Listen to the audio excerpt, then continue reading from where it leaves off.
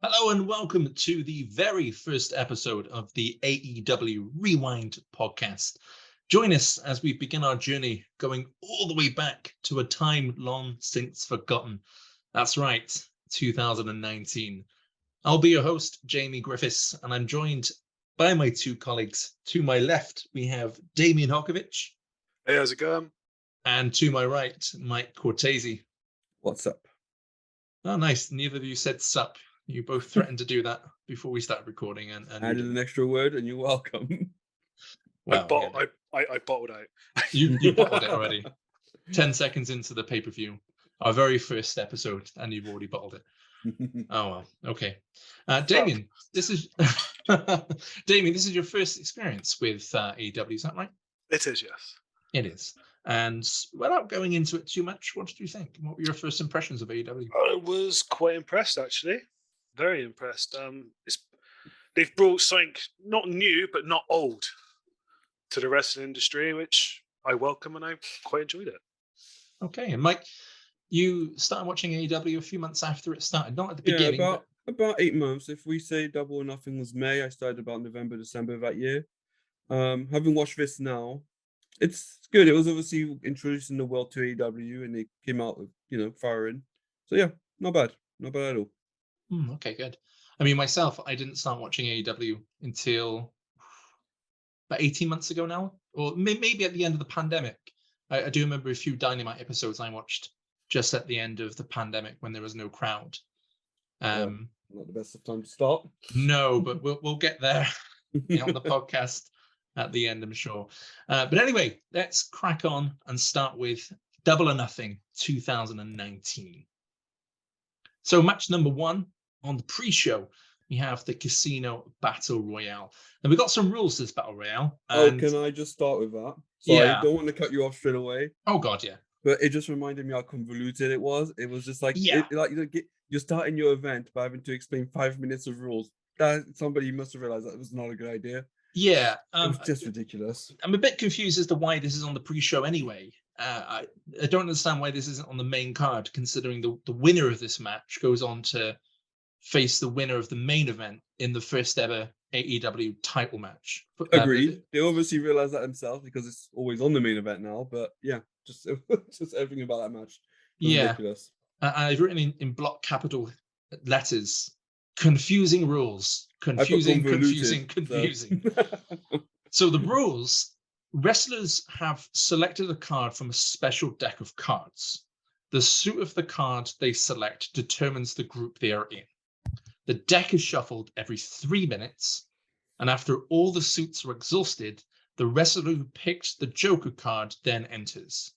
So it's an over-the-top elimination. The last entrant in the ring is the winner, and then what I thought at first was the number one contender for the AEW World Championship. It gets way more complicated than that, because the last person in the ring is the winner, but you can technically leave the ring and not be eliminated, which is a whole problem in itself.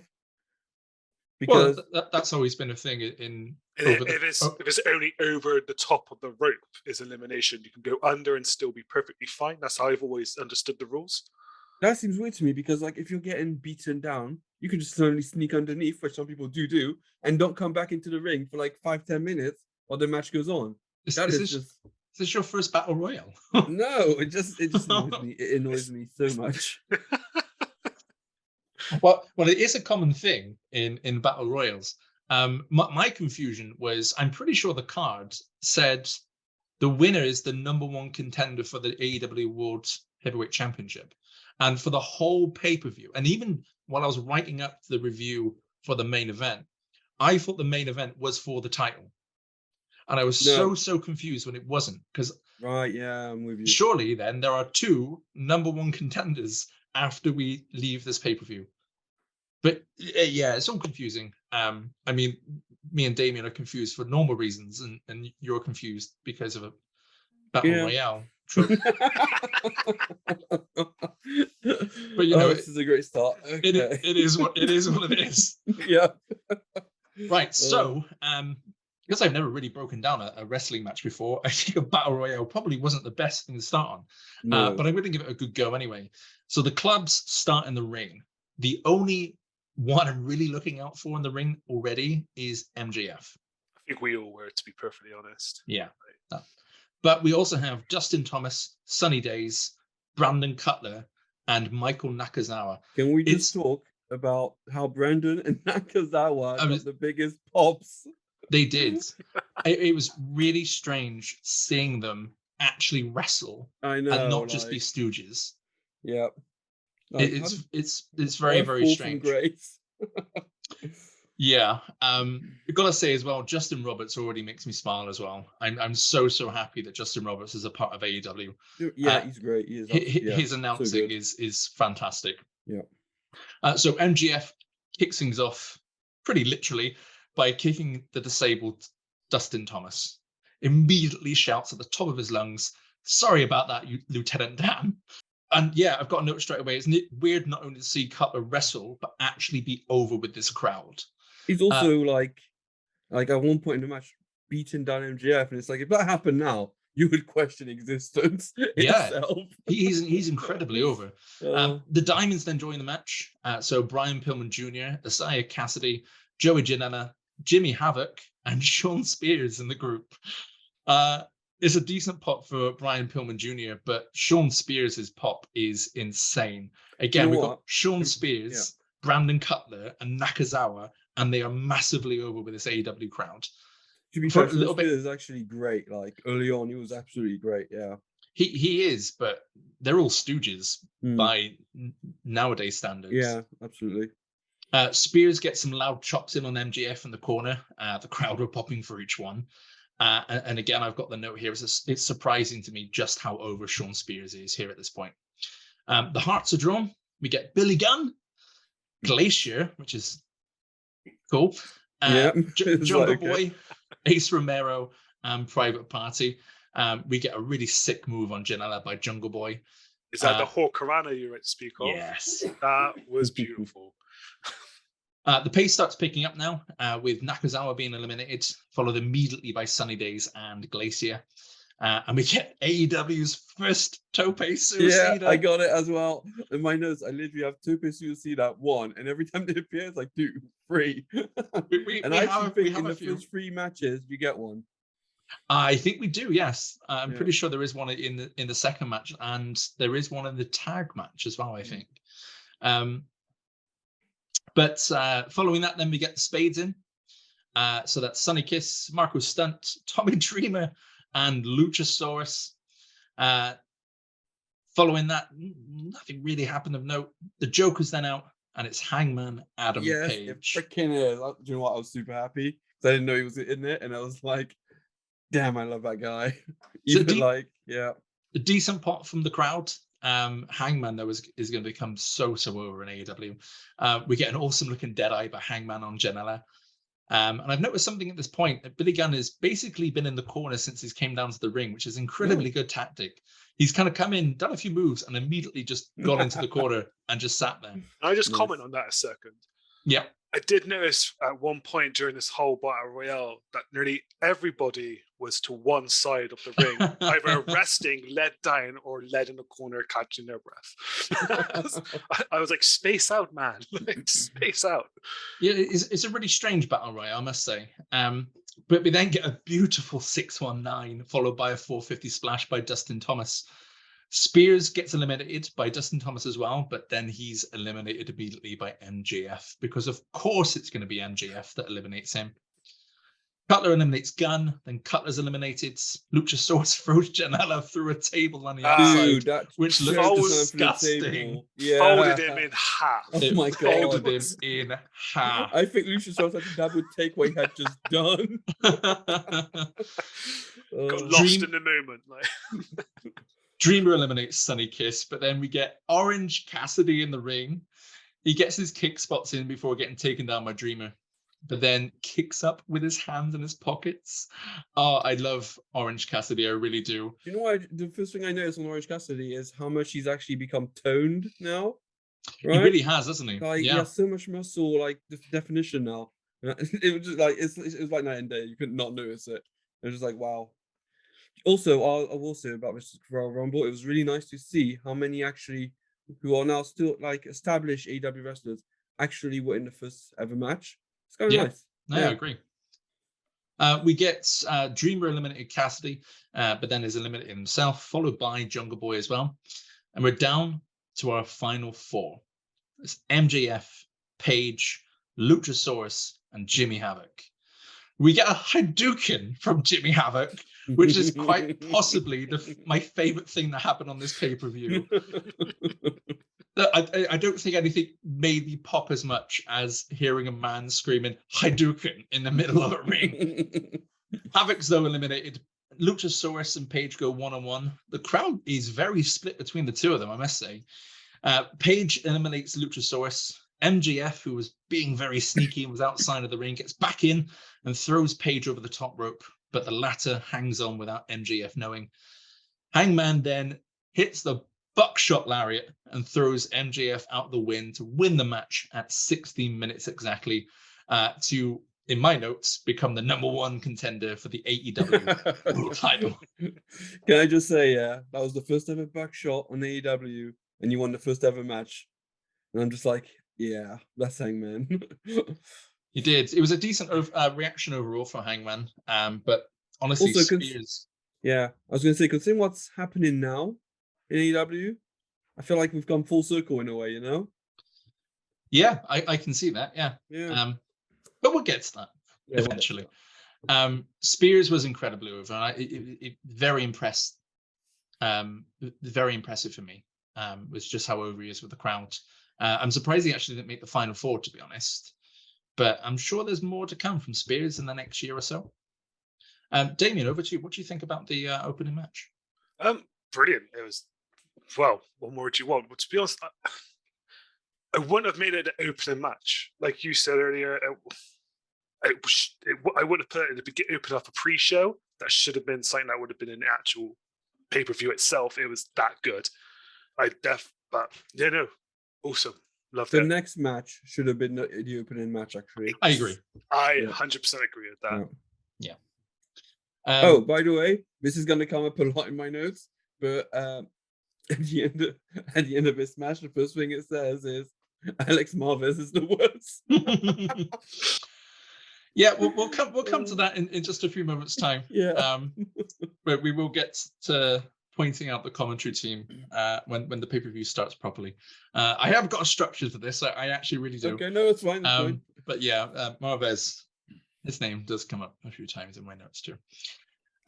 Anyway, so yeah, it was good. It was a good opener. Again, I'm not sure why it wasn't the opener for the actual pay-per-view and not the pre-show, but yeah, it was good. I enjoyed it, but I'm glad they changed the rules going forward, because it's basically just a convoluted Royal Rumble. Yeah, absolutely. We get a very weird shushing backstage segment Oh, no. featuring Kaylee Ray, and to be honest, I'm not really sure what to make of it. I have literally just a block of question marks that I've written down. So the best thing I can tell you is the whole Peter Avalon Lever Bates's Liberian BS, let's say, it basically never took off, and I think eventually it just ended up on Dark. That was about it. Oh, yeah. They just keep trying to sell it. It just never gets over the top for good reasons. It was completely lost on me. It was pointless. Yeah. Yeah. I mean, I didn't get it. Yeah. Yeah. Don't worry about it. No. Moving on swiftly. Yeah. Match number 2, we have Sammy Guevara versus Kip Sabian.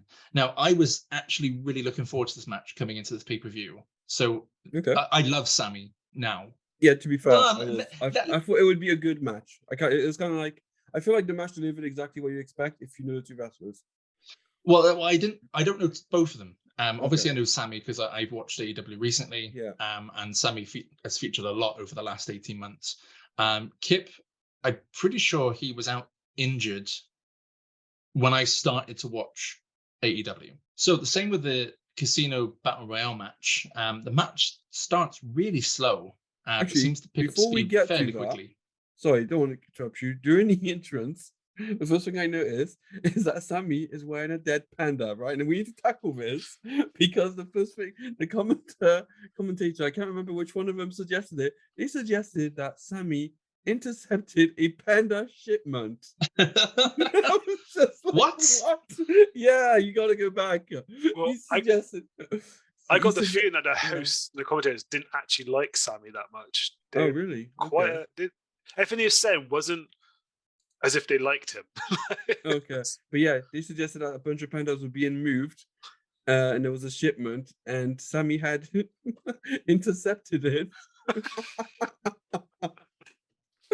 Funny you Oh, say that about the commentary team. I actually have a note here that I'll get onto at the end of this. oh, And go on, I yeah. actually think it was Marvez that made that comment, thinking Yeah, I about wouldn't be it. surprised. Yeah. Anyway, going back to the start of the match. So Sammy and Kip both have a bit of an exchange that ends in a kip up. The crowd are pretty quiet at the start, though. They come alive after a Hurricane Rana by Kip, followed by a backflip into a dropkick sequence by Sammy. I just want to make a note here. The beautiful delayed kick up by Sammy after that sequence. Sammy does this kick up, and it's just stunning to watch. And he still With his does it to arms this out. day. Yeah. Yeah. And he never gets his caught back is ball. arched, and he slowly rises up to a vertical base.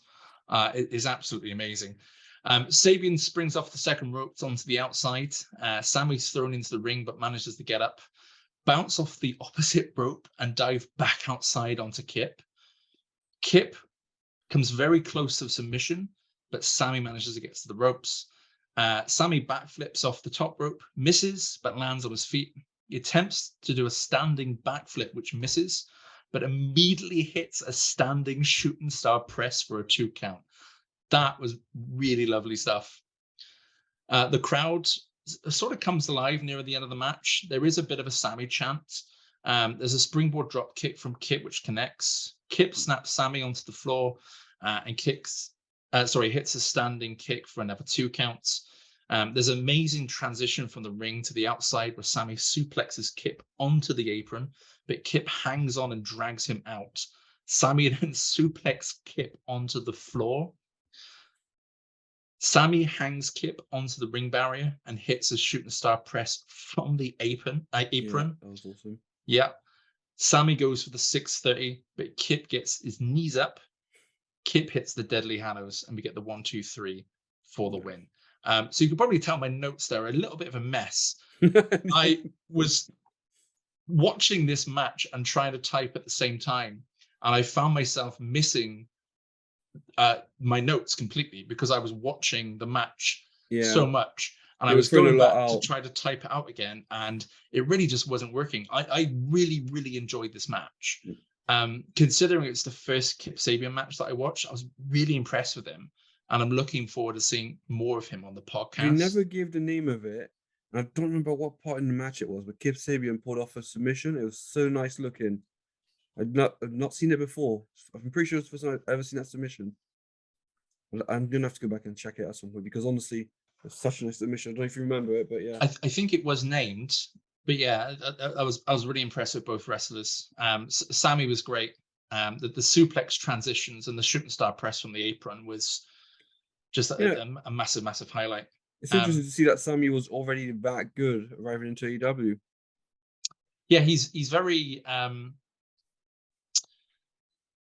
I don't want to say raw, but thinking about where Sammy gets to now, he's very good here already. But he does step it up quite a big level. Oh god, yeah. Damien, what do you think? Again, really good match. Should have been an opener match. Yeah, it should have been. Should have been an opener match. To follow the Battle Royale, the Casino Royale, didn't really do that match much justice. It could have had a lot more hype, a lot more wow factor if it had opened. It did feel like a filler match at that point, didn't it? Like, yes. Yeah. It had too much to follow. It had no chance, really. No, I agree with you. I mean, even in my notes, there's barely anything because I was watching it, but I was just kind of like still recovering from Battle Royale, basically. Exactly. There was so much going on in the match before. You're still processing. Yeah. there. But I will say I loved how I think it was Marvez pronounced Kip's hometown Norfolk. He pronounced it Norfolk. Yeah. So let's get this out of the way now then. Okay. So in my notes, my notes are a bit of a mess at this point, but in the middle of the match between Sammy and Kip, I have in capital letters, at this point now, I've realized how much I really dislike Alex Marvez's commentary. I have, God, Alex Marvez is exhausting. I've got one tone, really, Alex. Come on, he's the same tone over and over. It's just no, oh my God, in his voice is. Oh, would you look at that? No, I agree. The best way to describe him is like listening to a 2000s era WWE video game commentary. Oh, do you know what? Yeah, it's in a later match. I can't remember. It'll come up and I'll bring it up. But I realized that at some points he's got no confidence in what he's saying, so he's a borderline whispering, and you can't hear him, and it starts to frustrate me more and more. And I think it might be in the Cody and Dustin match, and I'm at the point like, either speak up or shut up. He gets corrected quite a bit throughout the night as well. Oh, really? I didn't pick up on that. Oh. I think that's just Excalibur, though. Excalibur does that quite a lot. He does that anyway. Yeah, even now he still does it. Yeah. But if you didn't know this pay-per-view was on ITV, you'll definitely know it within the next 90 seconds because Marvez is going to tell you. It was literally every 90 seconds. He was either telling us it's on ITV or he was telling us that you could buy the pay-per-view. He was clearly like being paid for every plug he done. It's like commissioned. Yeah, he was getting them in one after another as quick as he could. Yeah, 100%. And we're going to be joined in the commentary team by the legendary Jim Ross. Yeah, I love how they had a little kind of like a Moxley walk to the ring for him. Like he's coming, he'll be here soon. But even JR was off his game tonight. There was a few times where I know it's going to come up in my notes, but he just says really random things that have no bearing on the match whatsoever. And I just when was the last time before this pay-per-view Jim Ross actually done a pay-per-view live? Yeah, that is a question. Like, how long had he been off? Well, not for long, I don't think. No? No. I mean, he'd only been off. Oh, I suppose he was at WrestleMania the year before, wasn't he? 2018. I mean, it was a cameo role, basically, but. Well, I mean, when was the last time he had full-time work, basically? Like, he had to do it as a full-time thing. I'm not sure full-time. Yeah.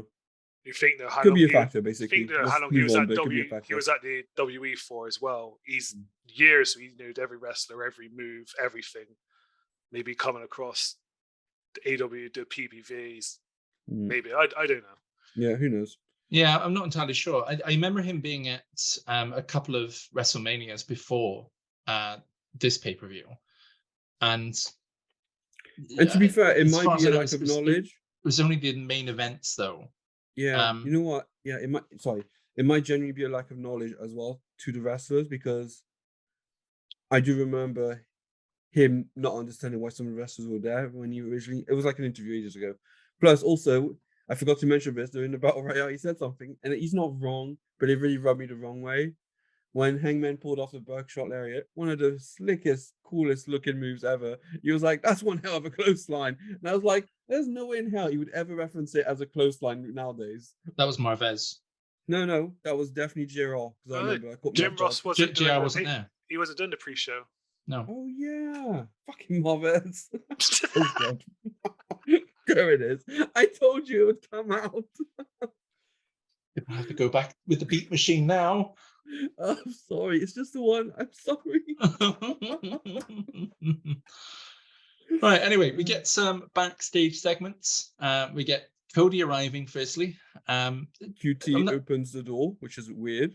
Yeah. I'm not sure if there was mics on the crowd, but there was no reaction that I could hear at all from the crowd. Why would there be? Shot of Kenny Omega giving us a wonderful GIF-worthy meme. I thought that was brilliant. I thought that was brilliant. We see the Bucks super kicking a rando. Yeah. And Here's your credentials, crack. then we get a little tease of a rivalry between Nick Jackson and Nakazawa. Oh my god, what was that? What was that? Yeah, I what like, was what that? was that? Again, and it's not referenced at all again in this No. pay-per-view. So do they have history? I don't Does know. anyone know? Because they obviously end up in the same team, so I have no idea.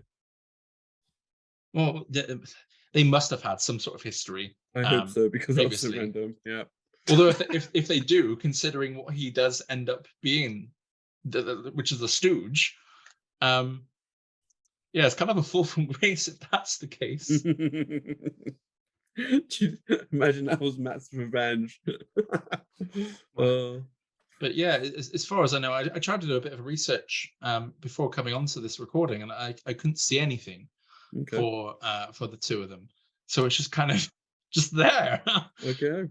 The EVPs come out on stage to hype up the crowd, and that ends the buy-in. We also get a little package with retro gamed AEW group. Yeah, I thought it was quite cool as well. Just before they come out. Oh yeah, we did. Yeah, Yeah, like a 16-bit yeah. intro. Yeah, and also following that 16-bit intro, when they came out, we got the first ever AEW chant as well, which I thought was quite cool. Oh, did we? We had an EC dub chant in the Battle Royale. Okay. Because of Tommy Dreamer. Yeah. I was going to say that was for Dreamer, wasn't it? Yeah. So we get John Ross welcoming us to the main event, the main card of Double or Nothing. After an hour of Marvez, I'm really happy to hear Jim Ross's voice. I put good old JL introduces the show. Marvez is still here. I kept it clean. Okay, that's not how it was written. That's how I'm saying it. I'm sure it's not going to be a comfort to you both, but we have more pay-per-views with Marvez on it coming up. We don't get Taz until 2020. It is what it is. Funny enough, Marvez showed up in the most recent Dynamite. When this is being recorded is on the 15th of October. He was in a backstage segment interviewing someone, and I skipped the interview. He does appear occasionally, like randomly. Yeah, he still does that. That's true. Yeah. Not often, but yeah. Right, so we get then the American national anthem sung in what is probably the worst rendition of that anthem I've ever heard. I mean, yeah, they butchered it. They obviously had no practice before coming out at all. Yeah, but I did genuinely pop when they, because I didn't know he was there, but Christopher Jackson from Hamilton, I popped. I just did. And that's what it is. And it probably would have been fine if it was just him singing it. It would have, because he's amazing. They had just his wife, his dog, his cat, anyone that had a voice. It doesn't matter whether or not they could actually sing. Yeah, it was really odd. Like, to be honest, it didn't need to be about at all. It didn't get add to anything. I'm pretty sure I went to get a coffee whilst it's happening. Yeah, I don't blame you. I don't blame you at all. Yeah. Do not blame you. Anyway, on to match number 3, which is SCU versus Strong Hearts. We get an SCU in-ring promo, which is, I guess, our first AEW in-ring promo. I don't think I've seen SCU in action before. I've seen Kazarian and Sky in more recent AEW shows, and the three of them when I was kind of floating in and out of TNA. But I'd never seen anything Strong Hearts either. And I'm kind of really looking forward to this match. I'm not really sure what happened, but when I started, I think I don't know which one. I think one of them leaves, because when I was aware of SCU, they were only a tag team. So I was surprised there was 3 of them. And I was like, they did reference that once. So I didn't know there was going to be 3 of them. I thought this was going to be a tag team because it said SCU. So yeah, that was I think it's Daniels that leaves for a bit, doesn't he? No, Daniels. Daniels gets injured though, doesn't he? I think his eye. Yeah, his eye. Even now, yeah, I think he still uses it as like a thing. You might as well if it's there. But yeah. Well, his eye is permanently because SCU isn't it? Broke up. They were like, if we lose this match, we broke up. And Daniels was one of the people in that match. I think it was Daniels and Cassette. So I think Sky's the one that leads, actually. Yeah. Oh, really? And then comes back? Yeah, well, he not leaves AEW, leaves SCU. Oh, right. Okay. I see. Yeah. JR, before the match, tells us that there's a 10 count for wrestlers to get out of the ring after a tag in AEW. I Is this noted still a that, and thing? it even says, and it's at the referee's discretion, so he doesn't even have to count if he doesn't want to. Yeah, I thought that was kind of odd as well. So there's a 10 count, but the referee doesn't have to give the 10 count Yeah. if they don't want to. Hmm. Okay. So we get Seema and Daniels to kick off things. SCU were very over the crowd, I must say. Even at the beginning, Yeah, in the yeah, they first were, lockup, they're very, very over.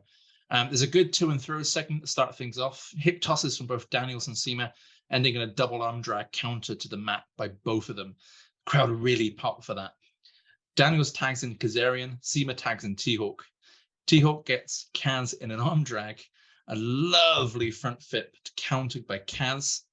So Kaz you takes know up. what? It's actually at that point. Sorry to interrupt you again, but it's at that point, yeah, that I was like, you know what? I forgot how good Kazarian is, and actually, as he was my focus in this match, and everything he does is actually almost perfect. Like as a move could be done. Yeah, No, really good. he's really, really good. Yeah. Kaz takes out T-Hawk for a 2 count, so we get a really nice early 2 count. T-Hawk is up, but then is taken straight back down with a hard hit and lariat. T-Hawk gets in a beautifully loud chop. It was thunderously loud. There's a blind tag to the Scorpio Sky, who takes down T-Hawk with a sweet, sweet drop kick. T-Hawk goes in for a pin attempt after a lovely power bomb. Marvez is talking about how many hours to China it is to the US. There was no need for that. No, it's There just. was. I felt that was so like. Are you just filling air now with what's on your mind, with your thoughts? Like are we just talking our thoughts in the mic now, like during a wrestling match? It was literally during the pin. You know what? So probably, T-Hawk hit that power bomb. For some fried rice right now. You know what I mean? He's commentating on a match, and he's obviously just got enough. There's aerospace. He's obviously just thinking, "Oh, how long it is to China from America?" He's just said it accidentally. That's what it felt like. It was literally powerbomb was hit. 1, 2. He started talking about the time difference straight away. Al Lindeman's now into the ring and attempts a pin after a standing splash. Marvez is still speaking about the time difference at this point. Great teamwork in the corner by SCU. Al Lindemann hit all 3 members for a 2 count. There's a neckbreaker tandem offense by Kaz and Daniels for another 2 count. T-Hawk with a drop kick to the knee of Scorpio Sky, followed by a chop to Kazarian to send him off the top rope, and then a double knee in the corner to Daniels. It looked amazing. JR says it best, the physicality of this match is increasing immensely, and the crowd are loving it. Yeah, at that point, the match actually exploded. The crowd are behind this all the way through. Yeah, they really are, but I literally put match just exploded, and SCU just took a beating. Strong Hearts at this point taking control of Daniels and isolating them for a few minutes. The crowd seemed split between the 2 teams though, which is great. Great teamwork, double moves.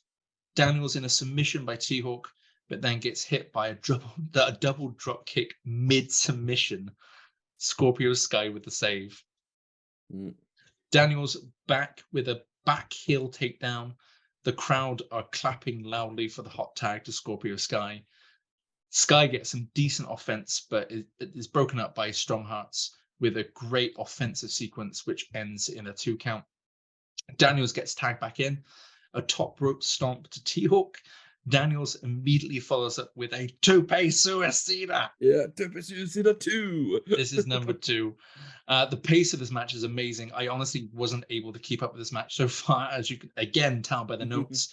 You're doing way better than I did. I will have to go back for future pay-per-views. I will have to review this properly and actually stop to catch up with what I'm trying to type. There's great offense for both teams. We finally get a short breather as a result of a double lariat by Daniels and T-Hawk. There's a deadlift German suplex to Daniels for a 2 by Lindemann. Seema's off the top rope for another 2. Kaz with an over-the-top Hurricane Rana, followed by a dive from Scorpio Sky. Lindemann isolated in the ring with Daniels and Kazarian. They hit the best Meltzer ever for the 1-2-3 at 13 minutes 40. Holy fuck. That was an amazing match. Actually, one of my favorite matches throughout the night, that was. Do you know what? In my notes, I put, so for people listening, I was originally meant to review this, but Jamie forgot and reviewed it. But in my notes, I put, no wonder Jamie stole it. No, Listen. this match was great. I love Sky. I've seen loads of Sky from AEW more recently, so I knew how good he was. What I didn't realize was Kazarian. Kazarian just stood out to me. So I just didn't. He's always been a background character, to be honest. So I didn't realize how good he was in the ring. And then I actually put TK needs to bring back the Strong Hearts at some point because they were great. Oh, Strong Hearts were fantastic. 100% agree. That match was an all-round amazing match. A really good match to open a night with, to be honest. Yeah. Also, I was sorry, go on. No, carry on. Yeah. No, I was just gonna say I was also surprised how the SCU finished with the best Metsu ever, which is basically a variation of the Metsu driver. And I'm just like, how many moves has that guy got named after him? Quite a few, I imagine, all deserved. Yeah. But yeah, I wasn't really looking forward to this match going into it. And I can't pinpoint what it is. I think maybe Kazarian and TNA or something is soured me on Sky and Kazarian. And it wasn't until recently when Scorpio Sky had his TNT title run that I really started watching Scorpio Sky. And I loved him at that time. And I thought, why was I not watching Scorpio Sky? Why was he not champion for longer? Well, yeah, there is that as well. But I wasn't sure why I wasn't hot on him going into his run with that. It doesn't matter though, because all three were fantastic in this match. I can't believe that I've not watched more of their matches, and that I'm really looking forward to seeing more of SCU and AEW. Yeah, I mean, do we get more Strong Hearts? I'm not sure. I've never seen them before at all. I mean, during the pandemic, I didn't watch it as regularly as I do now. So maybe they made an appearance, but I doubt it because it was the pandemic. So there's less chance of them even appearing then. So no, I don't think so. I think it might have just been a one-off, maybe. But again, I started 8 months in, so maybe they do continue for a little bit, a short time. I hope so. Yeah. Having a quick look now, I actually don't think they do show up. Okay. Well, shame. I think they show up at an All Out, and that's it. Okay, well, still, at least we got them one more time. I'll take it. Yeah, no, I agree. But yeah, no, fantastic match. Could have been match of the night for me, but other things happen, and we will come to that at some point. Yeah. Before the start of the first ever women's match in AEW, we're joined on commentary by Ali. Do you know who Ali is? Not a clue. It took me actually, I don't even notice it when she was, she joins the commentators afterwards. And I'm looking at her and I paused it and I'm like, who the hell are you? Because I know who you are. And I'm looking at her and I realized that it's Laura, but also the Bunny, which you would have definitely seen at some point on AEW.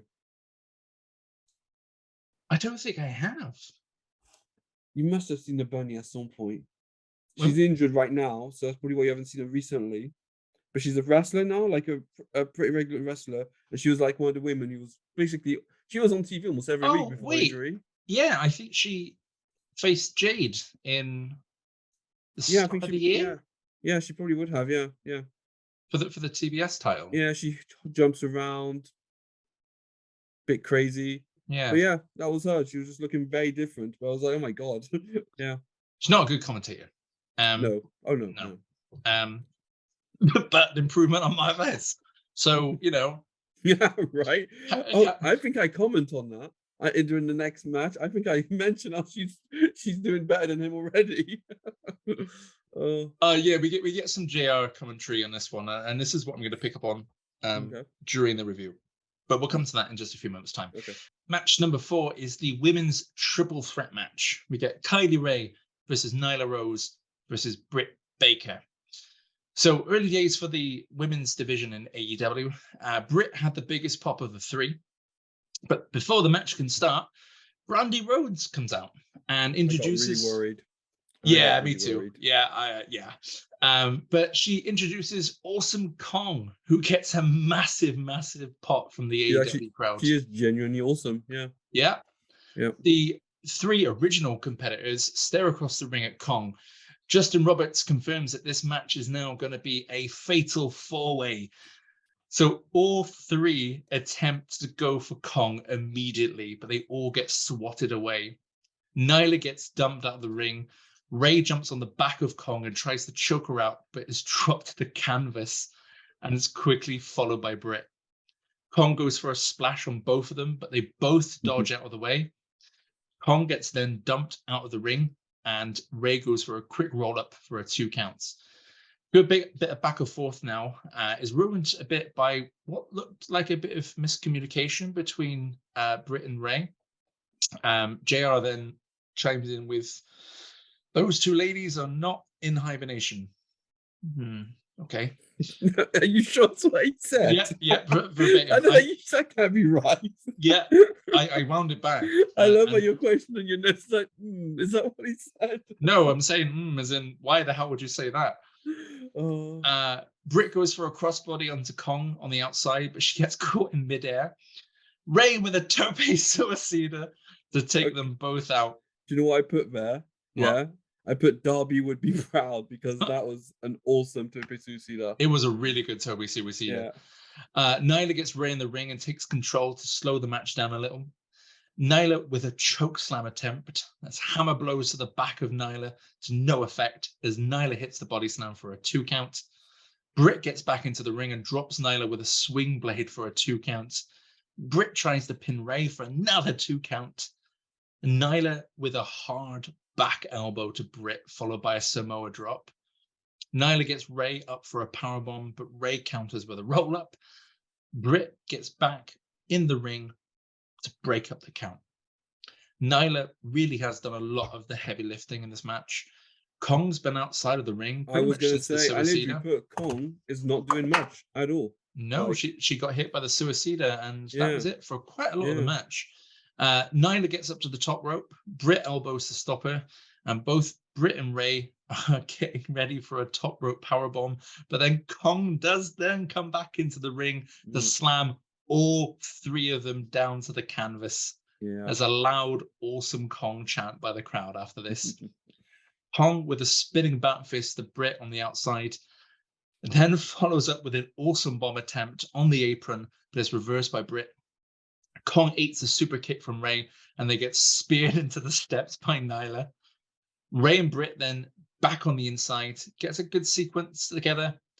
Britt hits the swinger net breaker for a 2.99 count. It's insanely close. Ray then deadlifts into a German suplex pin attempt for a 2. Britt gets back up, super kicks the nose off of Ray's face, followed by a net breaker, and gets the 1, 2, 3 to end the match.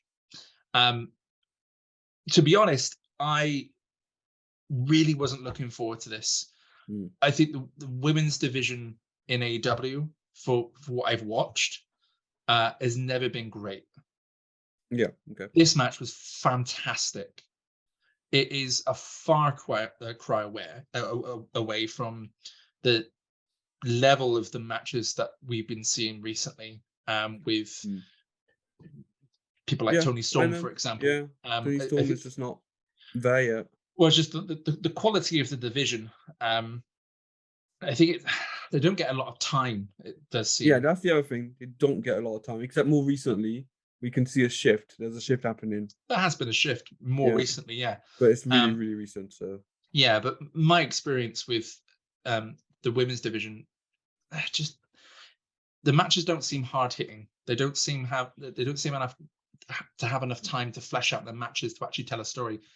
This again was fantastic. There was a few little communications issues in the match, and that was the only negative point that I found. It was a fantastic match, and Britt's winner, it felt earned. The crowd didn't really seem to be into Britt too much yet, though. I don't think they knew what she was, to be honest. No, but they will be. They will be. Yeah, they will. I mean, Britt still looked a bit green compared to how far she is now. Yeah. I did note that her swinging netbreaker looked awesome even then. Yeah. It's one of her best looking moves, and it still is then. I thought it was. I am seeing a pattern as if AEW had already picked which wrestlers they were going to like push. They're the ones winning the matches. Kip Sabian being the exception right now. But Hangman winning the Battle Royale. He becomes big. Britt becomes massive. Yeah. Oh, Yeah. Also, this is a random thing, but Laura, Ali, or the Bunny, whatever you want to call her on commentator, it's like she didn't realize what wrestling was, and she genuinely seemed worried. I don't know if you picked up on that, but her reactions to some of the things that were happening was like somebody genuinely, seriously worried somebody might get really, really injured. I loved it. Yeah, it was ridiculous, and I loved it. See, I didn't really enjoy her in commentary. I don't think she added too much to the match. Same with Brandy. After introducing Kong, she just kind of hung out by ringside Yeah, what and was just that about? looked Just go. You concerned. don't need to stand there. But yeah, luckily those points didn't distract from the match. But yeah, also in As I said, yeah, it was brilliant. yeah, also in Kong, I was really happy to see her. And then she didn't do much in that match. I was a bit disappointed, to be honest. Damien, what was your thoughts? I would like to see more of Awesome Kong. That's my thoughts on that match, to be honest with you. I felt like she was away for most of the match, apart from she coming for that awesome triple powerbomb from the top rope. Yeah, that's good. Wow, that was awesome. Didn't see that one coming. But no, I felt like to call someone in last minute to the match and then have them stand on the sidelines pretty much wasn't really that great. No, it's also really strange that Brandy has that power to add someone randomly into the match. Well, that's kind of, yeah, I mean, this is literally why Brandy becomes hated, let's be honest. It was Nonsense like this. I was hoping when she announced Awesome Kong coming in as the fourth contender, I was kind of like, oh great, stuff's gonna go down now. People are gonna get thrown left, right, center. But That's no, what should have happened. right. But no, it's kind of like, okay, sidelines, come and do this, sidelines. It's like, no, see more. I want to see more. You know But what? I did like the psychology of that though, because the three other competitors went straight for her. Yeah. It wasn't let's all try to have a match where we're trying to be equals. It was the three of them had an understanding of this woman's going to kick her ass if we don't do something about it. And the three of them went for her and all worked to take her out of that match. So Kong not And being in keep it her too out much, as well. yeah, Kong not being in it too much in this case, I think worked really well because it was as a result of the three of them working together purposely to keep her out of that match. Yeah, I'm not arguing the logic. I still would have preferred having her in the ring a bit more. Oh yeah, it would have been Yeah. good to see her more. But Mm. for me, I was fine with what we saw, and when we did see her, she was destroying everything in her path. That's cool. Yeah. No, I agree. Yeah. No, yeah, it was good. It was a good match. It was a solid match. And you're right. This is not a representation of the women's division, unfortunately, and it should be. No, and we get to see it later on without Yeah. spoiling too much with the triple threat later on. Which again was fantastic. But we'll get to that anyway. Moving on to just before match number 5, we get a short backstage segment, just dropping in on Omega and Jericho before that match. They do it for every Double or Nothing, and you see the main eventers like getting ready or just chilling or whatever, and it's the same music that they used then and they still use now. And I love it. It's like a little tiny thing which I absolutely love. No, it is a really good thing. But match number 5 is the Best Friends versus Angelico and Jack Evans. And I can't say I'm excited for this match in the slightest. You know what? Never in mind, but I don't have to review it. Do I, Damien? Nor do I. Man, can you see now why you've brought in the dirty casual? It's to do the dirty stuff, right? Listen, right? When I decide, when I looked at the card, I decided I didn't want to do this match, and as not punishment for you not ever watching any AEW or slighting me in some way in my life, I gave you this match, but I also gave you Cody versus Dustin later on. I do appreciate you for that. Yeah. So there was a balance. But Thanos. I'm very acquainted with the Best Friends, and I don't like them. I just don't. I've never liked them in AEW. I find myself skipping their matches more than anything, and I force myself to sit down and watch this But I mean, I wasn't a fan of Kazarian, I think, before this pay-per-view, and I am now. So maybe this match, actually sitting down and I forcing myself to watch a best friends match, maybe this will change my opinion. So when I was gonna look at the best friends versus Jack Evans and Angelica, who by the way are hybrid too. They're not named that yet, which I was didn't a bit surprised, but that's what they become. I genuinely was looking forward to this match because Jack Evans is no longer with AEW, but he's actually really good in ring. And he still was even now. He was still the highlight of this match, if there was one. Yeah, there's a little bit of commentary from JR on Jack Evans during this match, where he goes, Evans is like a wasp. I was like, yeah, sure, okay, thanks, JR. Give the man a break, right? He's clearly been away. It was really, really random. Like Jack Evans wasn't even doing anything at the time, and he was just like, Evans was like, a wasp. Sure. Anyway, because I don't have to review this match, Damien, over to you. Hey, well, like I said, you gave me this match. I have no idea who any of these wrestlers are. So it's fresh eyes coming in from a casual. But one thing I will say, starting this match, so much fluorescent green coming from Angelico and Jack Evans. Like, wow. It's really eye-popping. But yeah, anyway, best friends, I feel like kind of could have worn the same get-up almost. Like there was nothing matching about their outfits. Me personally, I like tag team to wear almost identical outfits. You could tell, bang, they're a tag team. But hey, everyone has their own preference. The match, anyway, the match gets off for a start. Jack Evans starts the match off by getting Trent into a headlock and then immediately starts trash talking.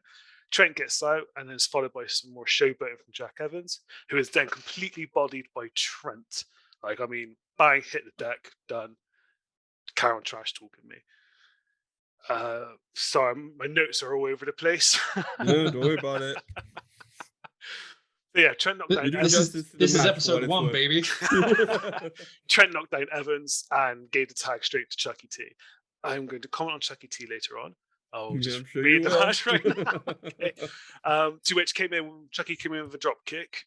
Trent and Chucky hit the corner, hit Angelico and Evans into a corner, hit him with forearms, just completely annihilating, beating them down. They then stopped to tease a hug. And can one of you two explain to me what that's about? It's their gimmick. They like to hug. They're best friends and they hug. Yeah, then they hug people who want to be best friends with them, I guess. I mean, yeah, we're not even 3 minutes into this match, man, and you do. They do it all the time, and the thing is, I guess with Cassidy doing his thing, it makes sense, but them, it's not as good. Do you know what? Yeah, I put the best friends hug interrupted, a perfect representation of their future. While you are hitting on this, the crowd are loving it. The crowd are really into the best friends, and they always will. But I don't know. The crowd are loving it up. I'm just very confused by it. Like, so I don't know who these wrestlers are, so I don't know the gimmick. I'm just To me, it was okay. Sure. Your reaction is appropriate. Let's just say. But anyway, they teased the hug. They went for the hug, but they were immediately stopped in their tracks when they got drop kicked by both Angelico and Evans. Angelico held up Trent, and Evans hit a springboard attack with a double foot stomp. Evans held Trent while Angelico hit a running kick to the face. Evans hit a 450 splash, thanks to an assist from Angelico.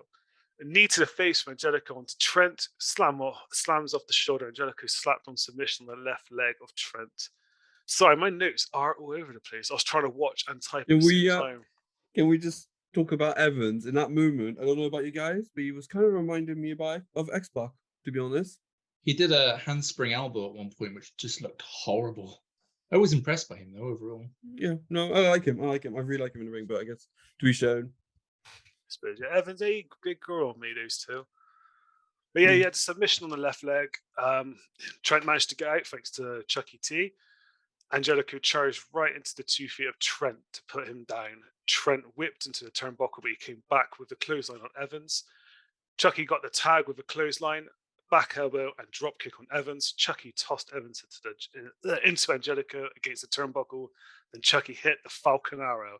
And Excalibur said, "Nobody kicks out of the Falcon Arrow." Don't get me started on that. Like, he said it. It's almost like he forgot he was meant to mention it. And then it was basically, it was badly sold. There was no foreshadowing. Nobody believed it. It was just like, oh, it was so bad. It was, yeah. Yeah, it was kind of, oh crap, he's pulled it off. Quick, say the lines. It's like, Yeah. The Simpsons, say the line. And then when he does kick out, nobody cares. Nobody cares. Oh man.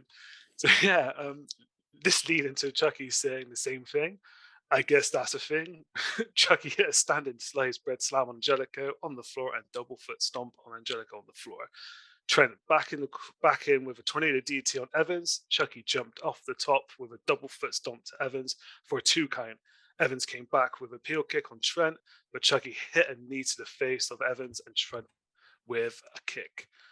Angelico was suplexed out of the ring. Best friends hugged each other. Oh, how nice. They got the hug off. Leading to a huge pop from the crowd. Would you believe it? I was kind of like, okay. If you like that thing, you like that thing. Chucky picked up Evans with a crucifix bomb into an ace crusher. That was beautiful, by the way. It was amazing. That was so beautiful. Like, I can believe it. I've never seen him do that move. I'm like, why have you stopped doing that move? It's one of the best tag team moves I have ever seen, and he executed it perfectly. Yep, and he got the 2 count. That could have been the end of the match. But so could the stumps to the head. That would have killed anyone, but you know. Yeah, right. What about the Falcon Arrow, man? No one kicks out of that. Right. Oh god. Evans with a sunset flip bomb on Trent thanks to an assist from Angelico. Evans with a corkscrew knee, and Angelico slammed Evans onto Trent for a 2 count. Angelico held Trent on his shoulders, and Evan hit a moonsault off the shoulders onto Chucky on the floor. That was crazy, by the way. That was like, wow. Trent charged Angelico, hit a knee to the ribs. Angelico with a crucifix bomb into the turnbuckle. Evans with a 630 splash for 2 because Chucky made the save. The fans were really getting into this match at this point. Like, you could tell everyone was like in on it. I mean, I was getting into it at this point because a lot was happening. Yeah. So I made a few side notes here. I'm just trying to skip past. Trent with inside on Evans for 2. Angelico whipped Trent into the middle turnbuckle. Chucky went back in. He put Evans on his shoulder and Trent with a knee off the top for a Doomsday device. Chucky, Doomsday Sexy Chuckney is what the commentator said. I kid you not. I wrote it down. I did catch that. I did not catch that. Did you write on your notes as well? No way. I can't believe it. Doomsday Sexy Chuckney. I was like, what? Oh my days. Yeah. Who was that Excalibur that said that? I don't know. I just wrote it down because I was like, right as I was watching it, I have to write that down. I think it was Excalibur, yeah. Chucky with a dive onto Angelico on the floor. Trent held up Evans and Chucky jumped off the top with a double foot stomp on Evans to drive Evans into the mat. Trent covered Evans for the win. Okay. That was that. And obviously, and there it is. At the end of that, we know that they want to shake hands, they want to hug.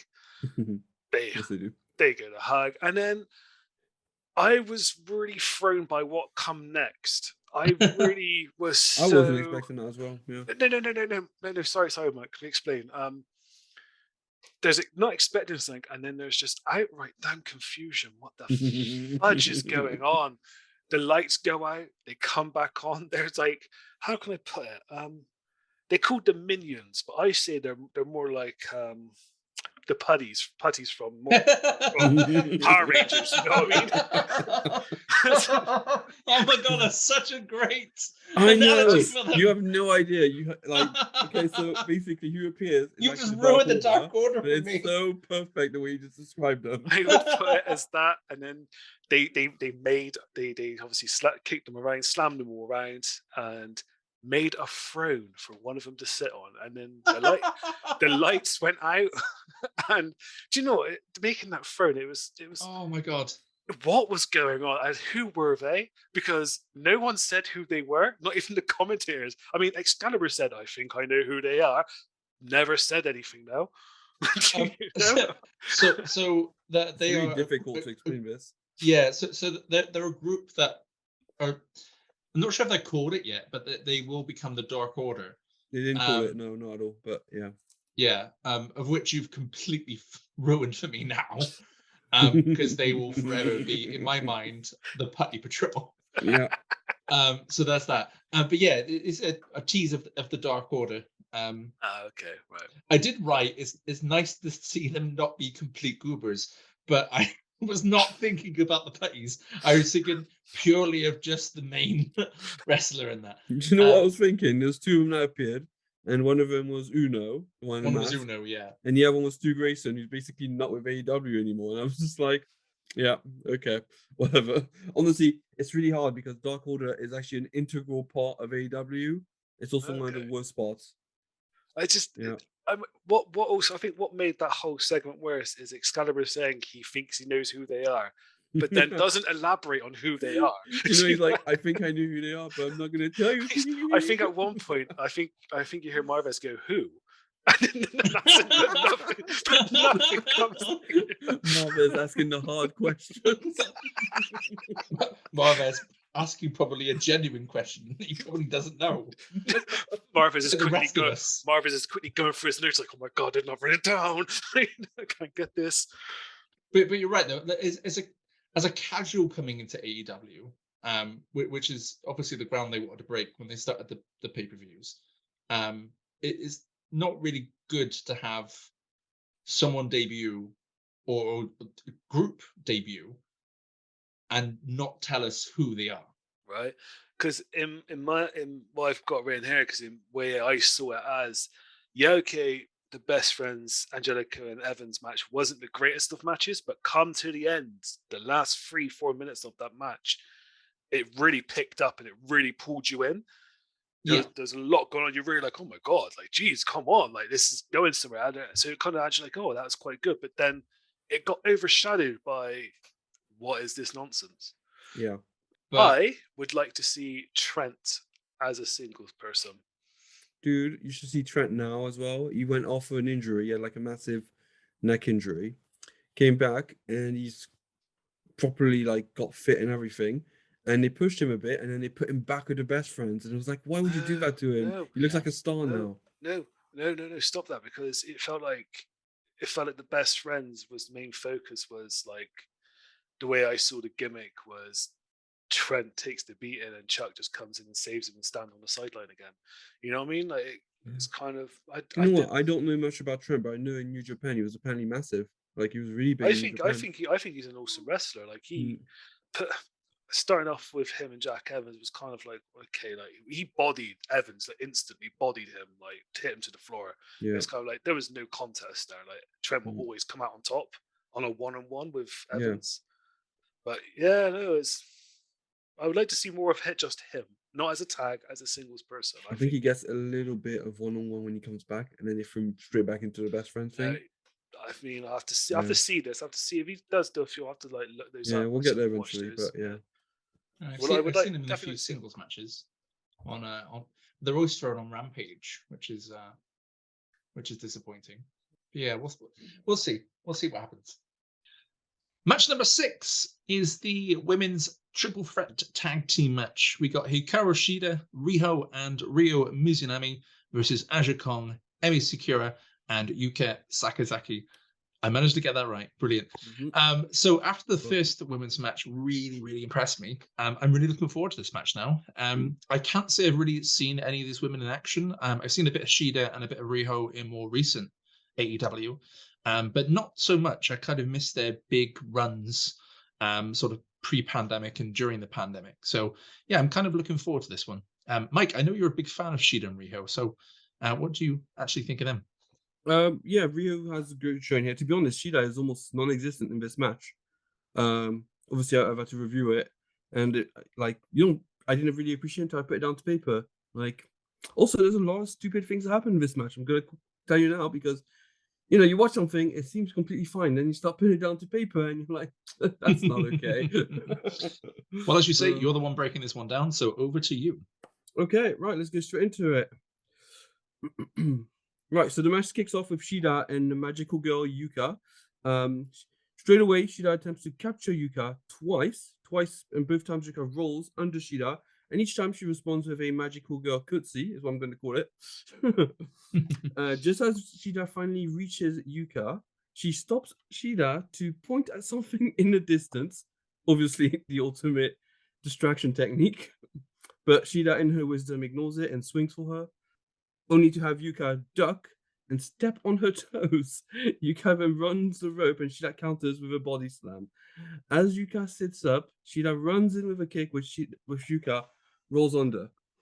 I'm going to tell you now, right? Their names are going to get messed up at some point, and I apologize in advance. I've tried to stay consistent with it, but it's very hard. Even just looking at my notes.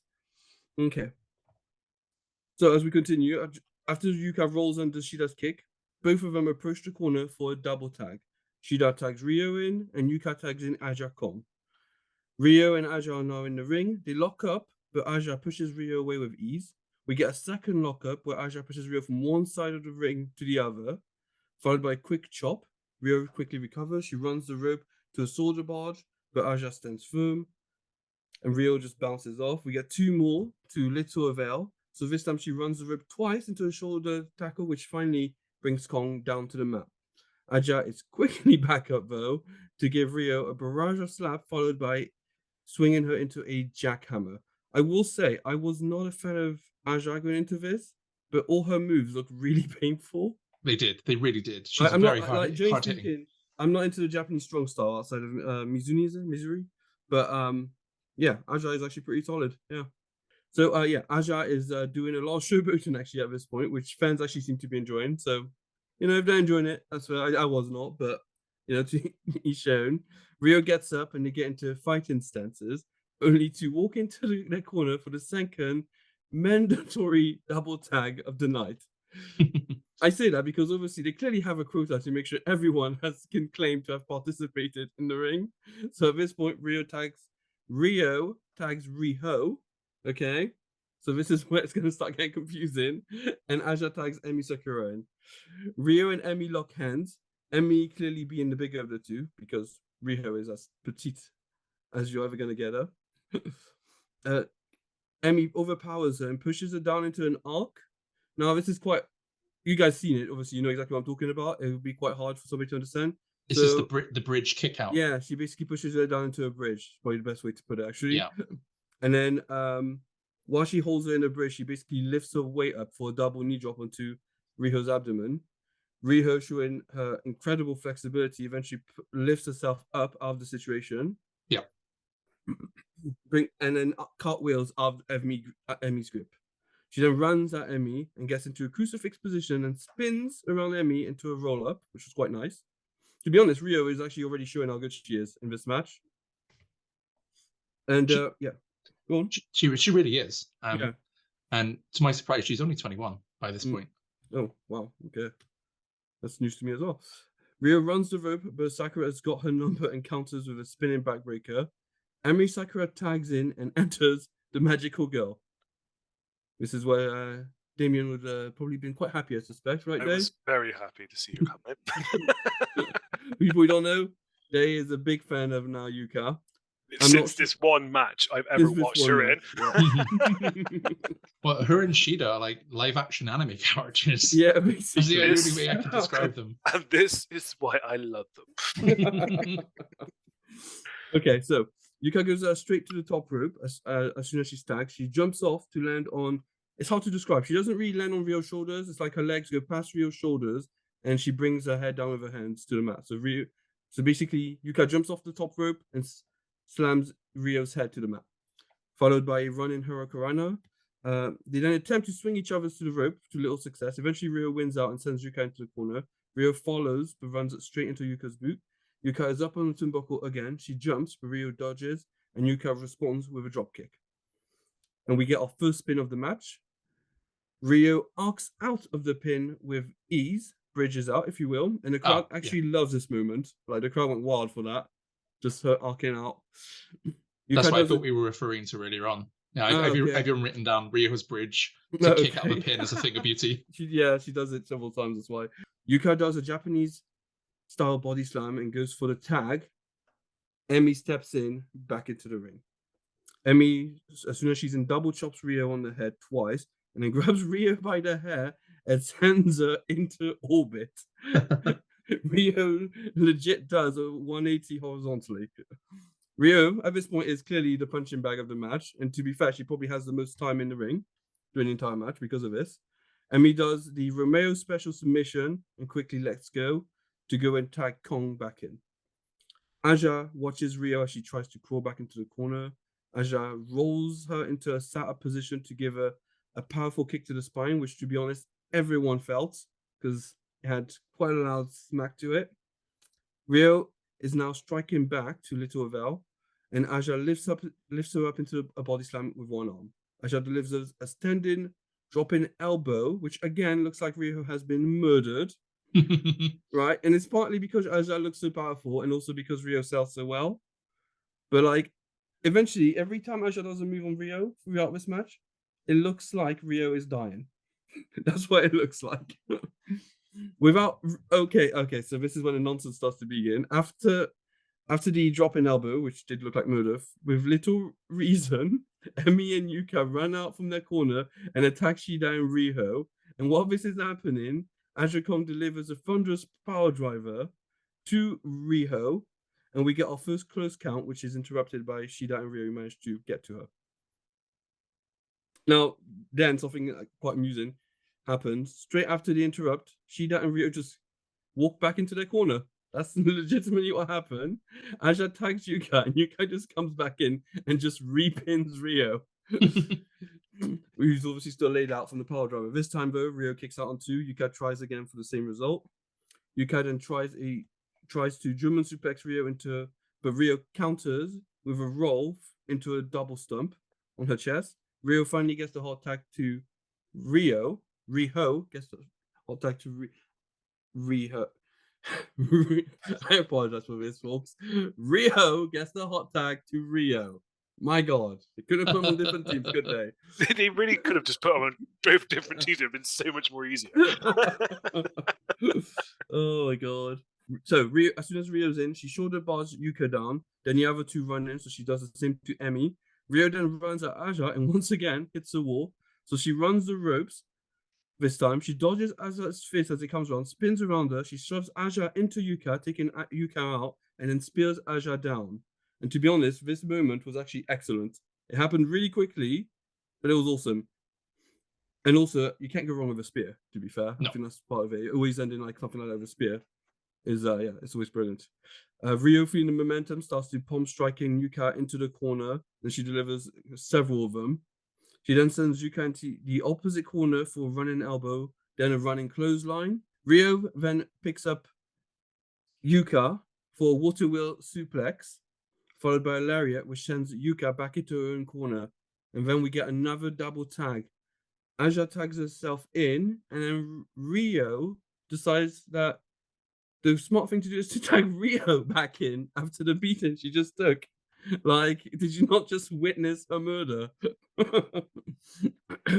Anyway, Rio goes for a spinning hurricane on Aja, who lands on the second rope, only to get 702'd by Riho. Riho goes up high. Rio jumps and lands into Aja Kong's existence, basically. He just lands into her and just collapses. Aja Kong lands a ridiculous backdrop driver. Do you guys remember that one? Yes. Yeah, it was just it was ridiculous. Like the lift on that. And somehow Rio hasn't kicked out of anything, but somehow she kicks out of this on her own. Kong tries to go to the top rope to do an elbow drop and misses, giving Riho the opportunity to finally tag in Hikaru Shida. And I was quite excited at this point, right? I'm like, I can't wait to see her in action. Hikaru Shida runs in and tries to suplex Kong. It doesn't work. It's not gonna happen. Shida runs the rope, but Emmy hits her in the back. Emmy starts to distract the ref, and here's what happens in that time. While Emmy and I believe Riho are also fighting, and the ref is trying to stop it. Yuka throws Kong a speaker. At least I believe that's what it was. I think it was a speaker. Oh, you saw it as a speaker. I saw it as like a really compact trash can.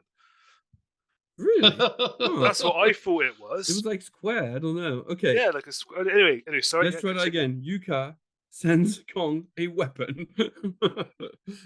Shida then picks up a candlestick, and what we get is multiple clashes between speaker slash trash can slash and candlestick, which are very loud, which the ref doesn't notice. And at first I was like, that's weird. How's the ref not noticing that? And then I saw who the ref was, Audrey Orban. So now it makes a lot more sense. Yeah. You don't know this, but Audrey is particularly bad. And she'll show this in this match, actually. Eventually, Shida starts getting assaulted by Kong because Kong starts using the trash can speaker on her head and her knee. We then get Emmy, and Emmy comes in, and Emmy and Sakura and Hikaru Shida do a great running crossbody. And well, Emmy does a quick running crossbody, and then at this point, I genuinely just put chaos. So I'm going to start reading some of the things that happened during the chaos because it was just too much. You'd have to go see it, folks, because there's just too much that goes on. But Shida does a second rope suplex on Emmy. Kong suplexes two women. I put Yuka flies. I don't even remember what I was supposed to because I was trying to keep up. Emmy, and then we get to the point. The chaos leads into the ending. But Emmy then does a moonsault onto, I believe it's Shida. And as Audrey comes down to the 2 count, her hand hits the mat, but doesn't count it as part of the count. So what happens is we get a 3 count, the bell goes, and the ref is actually having to tell him, no, it's a 2 count, it's a 2 count. And at this point, Jimmy, would you like to tell people what we get off first of? We get our very first "You fucked up" chance. Oh yeah, and she really did. So we get a 2 count on a 3 count, which is ridiculous. Then basically, eventually, Shida lands a running knee on Emmy for the win. Now, what happened? What I'm interested in is after the match, they like to show the replays, and they replay the referee's mistake twice at 2 different angles. Yeah. I mean, why would you do that? It was so bad. Like, This bitch probably got some hating for Audrey. yeah. And do you know what? I think she does it in at least 2 other pay-per-views. I definitely remember at least one of them. Yeah. I think it was recent actually as well. Yeah, one of them is recent. I think there was another one sometime between then and now. Just if you're gonna slide to the floor, just make sure your hand doesn't whack the floor on the way down. Yeah, Just, or count it. Like Yeah. make it an actual count. But you can't go down, hit your hand on the floor, and then be like, "Oh shit!" and then start the count. Like, no.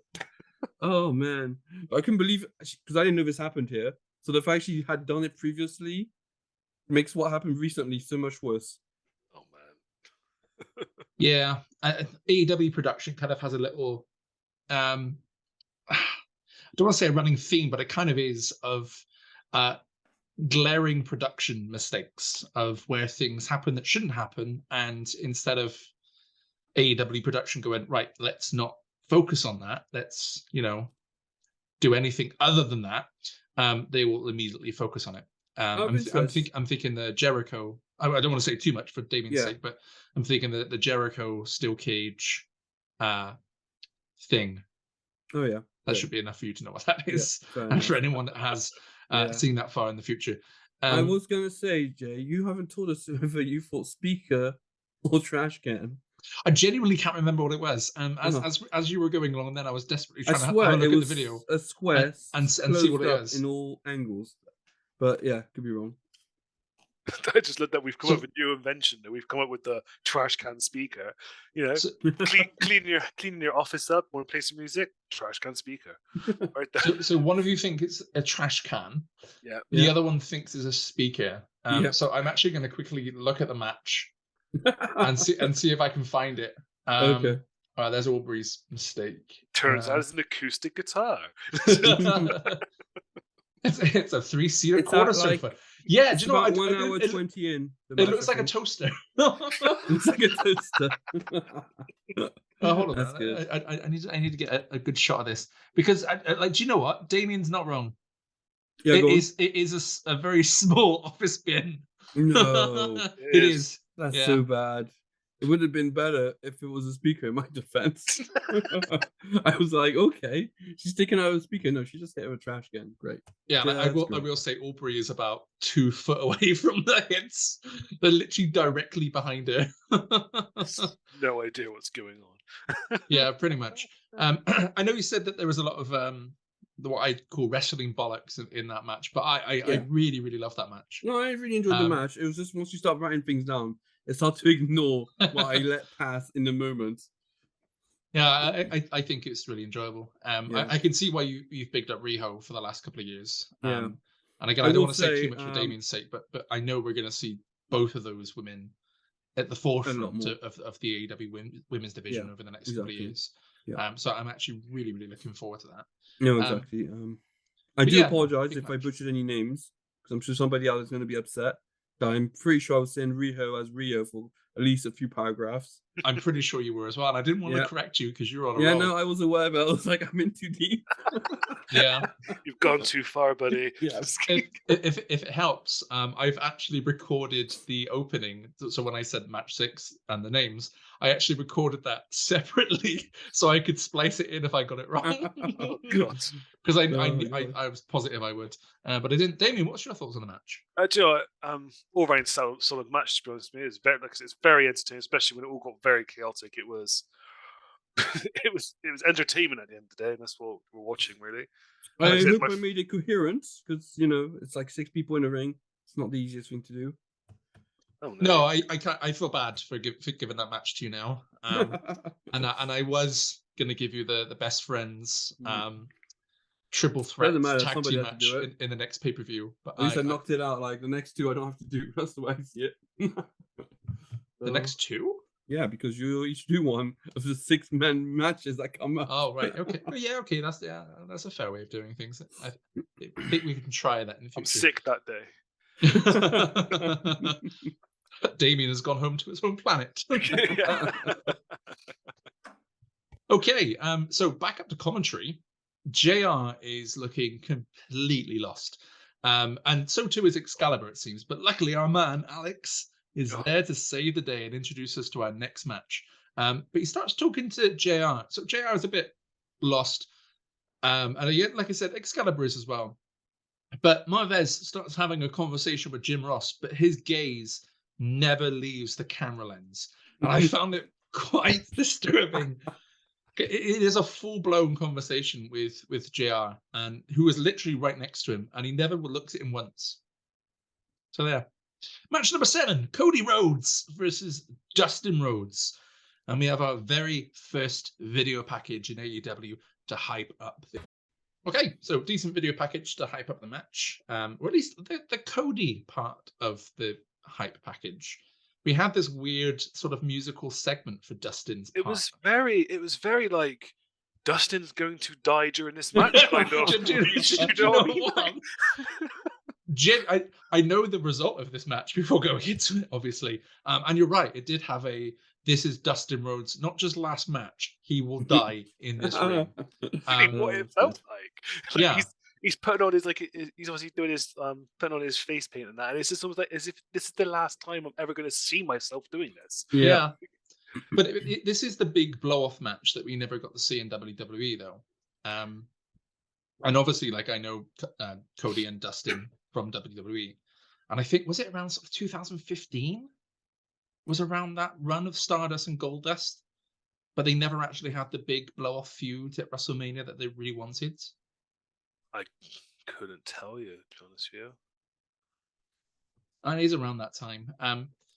Anyway, since Cody left WWE, I've really not watched much of him.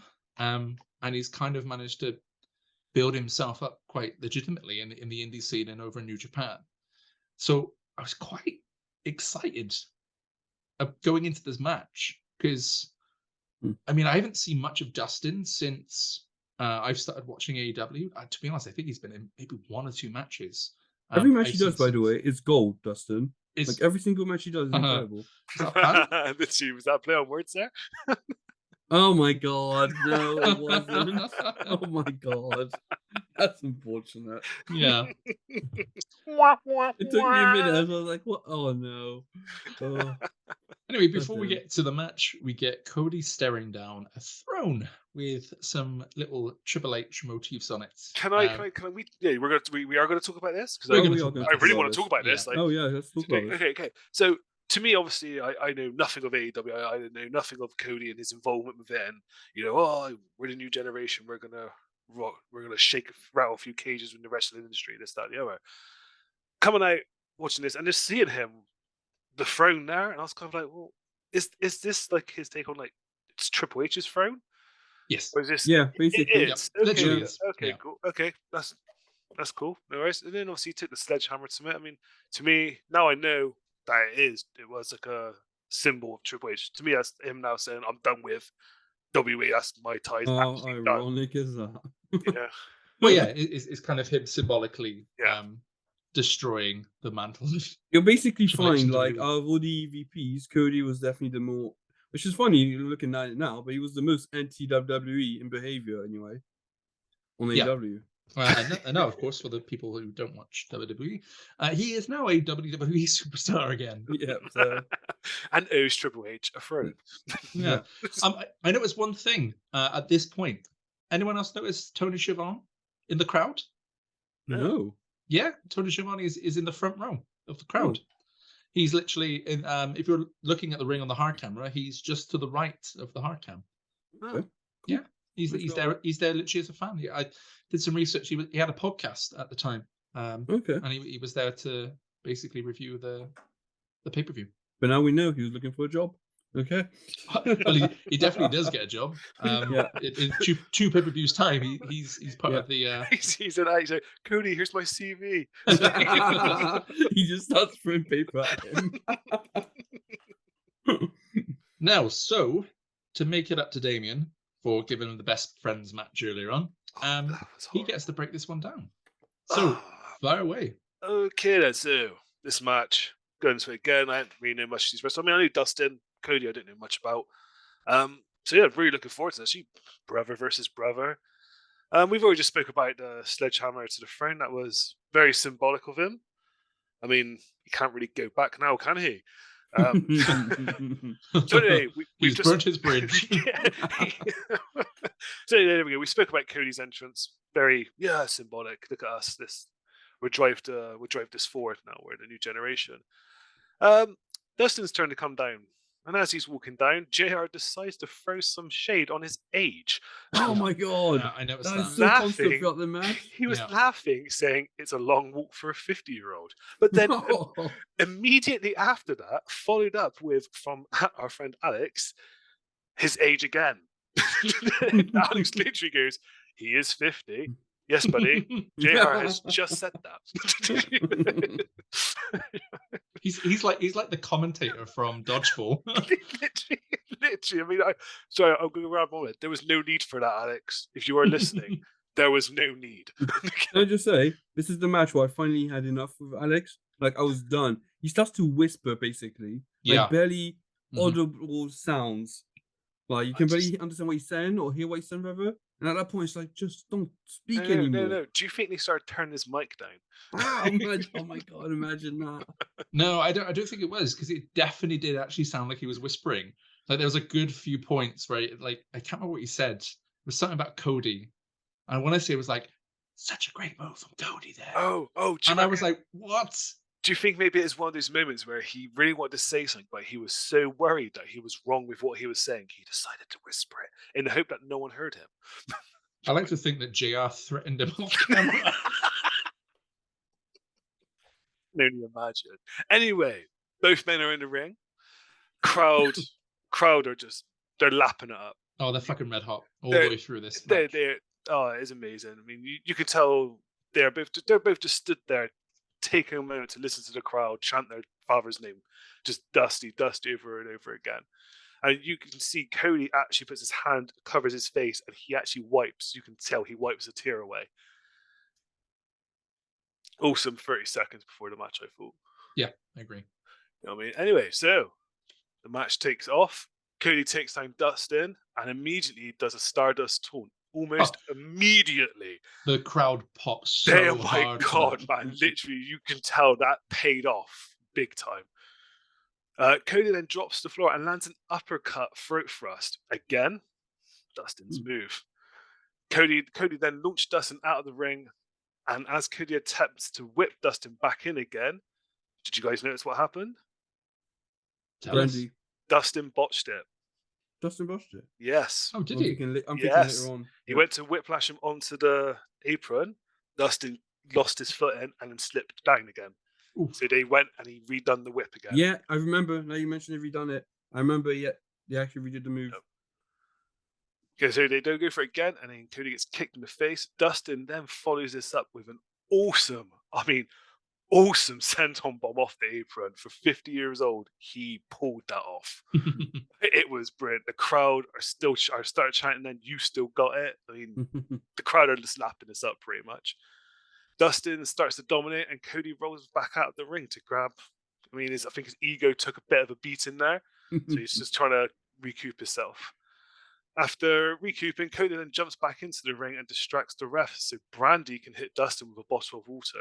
I mean, a bottle of water. Not my choice of weapon. But then again, what the hell is she playing at? She has no business doing that. Do you know what? Yeah, that caught me off guard because since I've been watching AEW, Cody has been basically face. So him doing heel things was a little bit weird to me, especially since I didn't watch much of him in WWE at all. But then you got to remember, this match was literally brother versus brother. I mean, yeah, Cody was willing to do whatever it took. That's true. Yeah. You know what I mean? So yeah, after that, Cody now is now dominating with an abdominal stretch and leg sweep to 2 count. Dustin kicks off. As Jared said, with Cody 17 years younger than Dustin, he's got a lot more stamina. Dustin then teases Shattered Dreams, but Cody removes the turnbuckle pad and throws it at him as if to say, if you're going to do that, you are going to break your foot, pretty much. Like, I will let you do that. Dustin then throws the pad out into the ring, and I don't know who it was who said it. One of the commentators then said that pad will end up on eBay. So after pretending to be conflicted, Dustin then charges the corner, but Cody dodges and Dustin goes face first and into the exposed turnbuckle. Cody pushes Dustin into corner some more, and Dustin escapes the ring. Is this when Dustin gets opened up? Yes. Yeah. Well, it's supposed to be opened up by hitting the turnbuckle. Mm-hmm. As Dustin is recovering ringside, Cody once again distracts the ref and Brandy spears Dustin. Again, I don't... It's so ridiculous. Okay, so I'm going to hit you with a bottle of water and now take this spear. I mean, there's a level of escalation here. What's next, you know? The crowd instantly start booing her, and this soon is turned to cheers as ref Earl Hebner tells her to go backstage. And then as all the arguments happen, is he saying go? And she's obviously going, no, no, no. Who's this who comes down? DDP. DDP cameo, baby. Comes down, hoofs Brandy over his shoulder, and off they go. With Dustin's face now busted open and Cody starts attacking his wounds, Cody is clearly willing to do what it takes to win this match. Dustin can't even see. There's so much blood, he's starting to swing blindly and falls down. I mean, he's swinging into nothing pretty much. Like, it's pointless. At this point, Dustin's DNA is everywhere. I mean, did you not see the ring? Oh, there's so much blood. We'll get to it at the end of the match, but yeah, it's ridiculous. Cody now dominating, but Dustin's refusing to back down and kicks out after a curb stomp. Dustin's eyebrow is just a waterfall of blood at this point. Like, I mean, he wipes away, and it's there straight away. There's no stopping this blood flow. Cody taking full advantage of Dustin not being able to see. Cody locks in the figure 4 lock and applies pressure. Dustin won't tap, so Cody punches him hard down so he falls down to try and get the pinfall, but Dustin won't give up and keeps sitting up. After some struggle, Dustin manages to reverse the leg lock on Cody. Both of them roll for the rope break. Cody then takes off his belt, but Earl... Why does anyone actually know why he took his belt off? Uses it as a weapon. Okay, I mean, wouldn't that... It's a weighted belt. Oh, okay, got there. Okay, that obviously went over my head. Again, ref Earl swiftly takes that away. Dustin gives Cody an atomic drop into the turnbuckle, picks up the belt, and gives Cody a spanking. There was no need for that, by the way. There was every need for that. There wasn't, man. I mean, okay, I'll talk about that after. I mean, I got things I want to say on that. But this is soon followed by a JR line. He says, "The cheeks of wrath." Oh god. And then Cody runs at Dustin and gets caught in a code red sunset flip powerbomb. That Look beautiful. was mwah. I've even written down from the code red, the crowd are red hot from this point. They went immense. That was executed perfectly. This came out of nowhere. How did he have the energy, let alone be able to see where Cody was to get that? Mm-hmm. Cody then kicks out the 2 count. The crowd are going wild for Justin at this point. They're both on their feet. So much respect to both actual wrestlers at this point. I mean, they're both going for it now. Suplex from the top rope to Cody, followed by a crossroads. Cody kicks out of the pin. Dustin digging deep here. He's looking like he actually is nearing his limit. Low blow by Cody, followed by a crossroads. Dustin kicks out at 2. Punches are in exchange. Cody does another Goldust uppercut, and then Dustin does one straight after. Bicycle kick by Cody, pulls off a running neck breaker and barely covers. Sorry, Dustin pulls off the running neck breaker and barely covers Cody for the pin. Cody kicks out again at 2. Cody gets the freak out after landing another crossroads. 1, 2, Too many close calls. So many crossroads in that match. That match was beautiful. It was fantastic. It was great. Amazing. It made best friends match. It made up was for that where the bar was? The bar. I mean, giving me the best friends. My bar was down there now. You know what I mean? I did say when I allocated the matches, I was making it up to you with this match, and I'm glad you did. This match is one of the best matches I've actually ever seen. Yeah, it is up. Well, it is up there. Yeah, it was amazing. I loved all the throwbacks that they'd done. Yeah, you got the taunts, you got the moves, shattered dreams. Shame it didn't happen. You know, but yeah, I agree. I think he was trying to stay away a bit from Goldust as much as possible. I know, but come on. Yeah, it would have been beautiful. But the crowd were fully invested in this match from start to finish. And I was right there with them. The match though is completely stained with Dustin's blood. I'm honestly amazed the man was able to stand at the end of this. It was everywhere. I mean, can I also just fit in there as well? Actually, I did love how that match ended after, like Cody coming back and speaking to him, saying, "Look, bro, yep, I'm totally with you." Like in my notes, it says the brothers touched me. It was amazing. Context, but... It was amazing. He come back and he just said, "Listen, I've got to go against the Young Bucks. I have a partner of my choice. I don't need a teammate. I need my older brother." Blew me away. That was amazing. And then the hug and the crowd, massive pop. Yeah. Great way to end a match. Like perfect way to end that match, to be honest with you. Perfect. One thing I will always give Cody credit for, and I haven't always liked him in AEW. The feuds, especially sort of nearer the end of his run, I wasn't that invested in. But the guy knows how to work a crowd. Oh God, yeah, Jesus. Like him and Dustin all the way through this match just kept the fans on the edge of their seat. Oh, and at the point where they're just ready to just burst.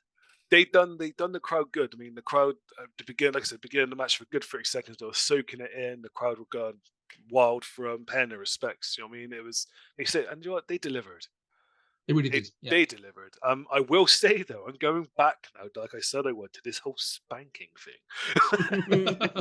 Okay, like I said, I believe that didn't really belong there. I mean, I'm sure it was meant to be like some huge comedic effect to some extent, but it didn't sit well with me, just because the tones of this match, you know what I mean, and it was no comedic effect was needed. The tones were set. We knew what we were getting. There was no need for that. I mean, okay, it was short-lived because straight after we can obviously come the Code Red Sunset Flip. Mm-hmm. But for that brief 10 seconds that we had it, I felt no, that has no place to this match. This match is a serious match. Mm. Let's not Yeah, go down that route. No, with you're it. right. You're right. yeah, I get what you're saying. It could have ruined it. To be honest with you, it could have ruined it. I think it's a bit harsh to go as far as it could have ruined it. No, dude, for me it could have Really, for ruined you? it. Okay, For me, fair it enough. could have. If it wasn't, I mean, if the tension wasn't brought away instantly, like I mean, instantly, it could have. That would have sat with me for a very long time. Still, like, okay, but still, what was that spanking? Yeah, Yeah, What's I that kind of know about? what you mean, though. It can ruin the mood. You know? yeah, I mean, because yeah. you're sold, literally from the get go, you're sold on this match. It's between brothers. I mean, It's who's more unnecessary. dominant? It is Who's the unnecessary. better one? Oh wait, he's now spanking him. Like what? Mm. No, like this is a backstage brawl match. There's no need for that. Mm. You know what I mean? But you know, it paid off. Yeah. Yeah, you're all right. The whole match paid off. Yeah. And I am so thankful you gave it to me to watch because I loved every second of it. I want to point out that we got a full two-piece suicide in this match. It's our Jody. 5th, is it not? Well, I got 4th. Did I miss one? I got Topi Suicide number 5. Oh, I got 4. Oh dear. Oh, that's interesting. Where's my 4th one come from? You might be right, in fairness, because none of my other ones are numbered. They just Topi Suicide in big block capital letters. Yeah, no, yeah, that's it. All right, okay. We're gonna go with 4 then, for the sake of. Also, and yeah, I just want to mention one small other thing, and I'm afraid I've got to bring Alex Marvez back up. Do you guys remember the point where he starts mentioning how Dustin used to work for the PD, for the police? Yes. And I'm just like, how is this relevant? Yes. it's like Marvez has Wikipedia up in front of him. Yeah. You know? Oh my god. But again, from the get-go up until the point Brandy gets involved, we get a cameo by DDP. The match blew everyone away. Yeah, I agree. We get a nice little recap of the Casino Battle Royale, while in the background you can see the crew putting out a brand new match, because it's time to unveil the AEW World Heavyweight title. And obviously we can't do it with a ring covered in blood. And we get Jack Whitehall. Yeah, really. Yeah.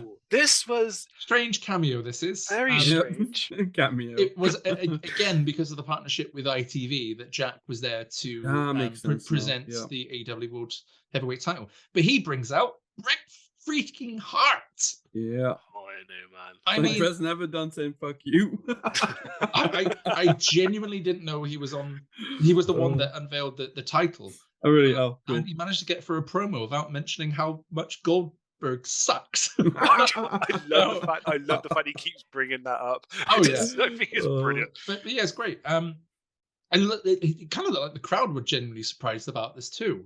So maybe this was something that was kept under wraps. Can we quickly circle back to Jack Whitehall a second? Yeah. We may. Did you guys notice that he had to give the belt to Bret Hart because it was aching his arm? He almost dropped it when he got it. It was amazing. You could tell he's just gone, take this piece, Bret. Like, you know? Yeah, because this couldn't have been long from when Bret was inducted into the Hall of Fame. Because MJF, who I'm about to get to in a second, he actually makes reference to a member of the crowd actually jumped into the ring and tried to, it did tackle Bret Hart to the canvas, and FTR got into the ring and beat the shit out of him and got him out of there. So yeah, it can't be that far after that. But anyway, it looks like Bret as well is an MJF fan, because as soon as Bret gets on the mic, he introduces Hangman Page to the ring. Yep. MJF immediately comes out and cuts him off and cuts a promo claiming to be the future face of AEW. And oh boy, he is not wrong. No, but it's also crazy how he's already that good. Like, he's already fire on that. I love the fact he mocks Bret Hart for going, the best there is, the best there was. I thought it was brilliant. You could see Bret trying not to crack that smile. He was smiling. He was smiling. I think he's an MJF fan. Yeah, he's got to be. Jungle Boy then comes out to just get insulted by MJF, I think. And then we get Jimmy Havoc back out. I need to mention this, right? Because it's a small thing. And again, okay, At this point, I really detest Marvez, but he keeps doing things to trigger me, okay? And I'm just not going to let him go, okay? Mike, let Breathe. him go. You keep bringing him up. Let it go. This is important. This is actually important. Marvez can't hurt you anymore. No, but this is important. I mean, he will be at the next pay-per-view. Yeah. Oh. So obviously, Jungle Boy is Luke Perry's son. Yes. But when he started, he made a point of being called Jungle Boy because he didn't want any ties to his dad and make his own name and so forth. As soon as he comes out, Marvez mentions that he's the son of Luke Perry, the passed away Luke Perry, and I'm like, oh my god. I will defend Marvez here because JR does that all the time. Even now, he goes Jungle Boy Jack Perry all the time. Well, that's because it came out on Twitter. He's been doing it since, to be fair, to JR. All right. Okay. Suddenly after it's been basically publicly, revealed. Jimmy, let Mike have his little hate speech towards Marvez, for Christ's sake. Oh, what? I'm gonna need to start cutting out all this hate speech in a bit. Anyway, all this commotion we get. Basically, this is a setup for a match at Fyter Fest, the next pay-per-view. So we're gonna get Hangman Page versus MJF versus Jimmy Havoc versus Jungle Boy, which sounds like an amazing match on pay-per-view. It does sound amazing. But while all this commotion's going on, Bret Hart unveils the title and holds it up. Dude, and then the segment ends. Dude, you know what? I think they went on too long, and Bret was like, duck it. I'm cleaning it up, and then he just decided, you know what? Screw it. I'm just gonna hold the belt up. Yeah, it was a really weird segment to unveil your title belt. And that's actually my entire complaint about this segment. Nobody needed to come out for it. I don't. No one. Just Bret. If you're gonna bring one person out, bring MJF out only for the purpose of Hangman. Do you think maybe MJF come out a bit too prematurely? No, I don't think so. I think the segment was just poorly written. I'll say, well, it would have been better written than if they would have done the belt reveal, hold it up, Hangman Page in the ring, hold it up, show off, and then MJF come out. Would have made more sense then. Possibly, yeah. There could have been much.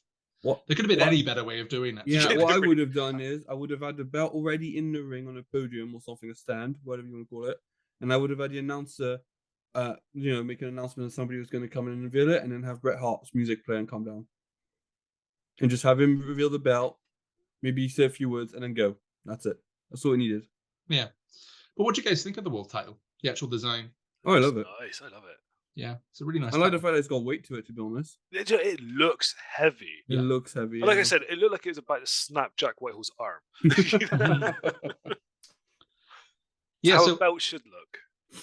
Yeah, no, it looks weighty. I would say this: most of the AEW belts look gorgeous, with the exception of the original women's belt. It was so bad. That's not very good, and the original TNT title belt as well is also. I didn't mind it. It's still not far from what it is now. It looked like tin. Well, the unfinished TNT title belt was bad, but I mean the non-shiny one. You just don't release it on the finished belt, do you? Yeah, no. But we'll get to that. That's not that far away from where we are now. Okay. But moving on to really bad-looking titles. It's the AAA World Tag Team title match next. We get the Lucha Bros versus the Young Bucks. See fans like you say that we're one of the greats, and it blows my mind. You guys say that the Young Bucks are probably in the top 5, top 10, and one of the greatest professional wrestling tag teams of all time. It's like you can't even see tag team wrestling on wrestling programs anymore.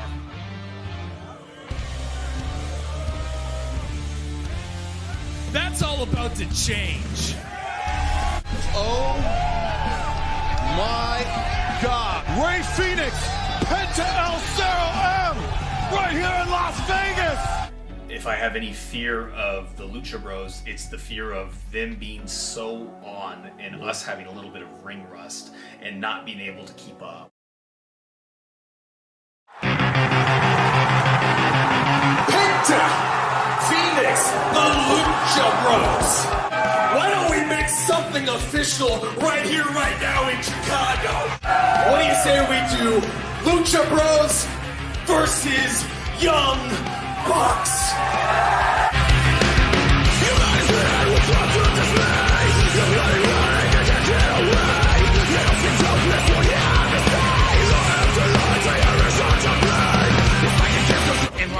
Vegas, and Penta, you dropped me on my head at my own press conference. You kind of woke the sleeping dragon. You woke us up, and now we went to Mexico, and we dropped you on your heads again, and we took these from you. ¿Cómo? Estén listos. Porque nosotros somos los Lucha Brothers.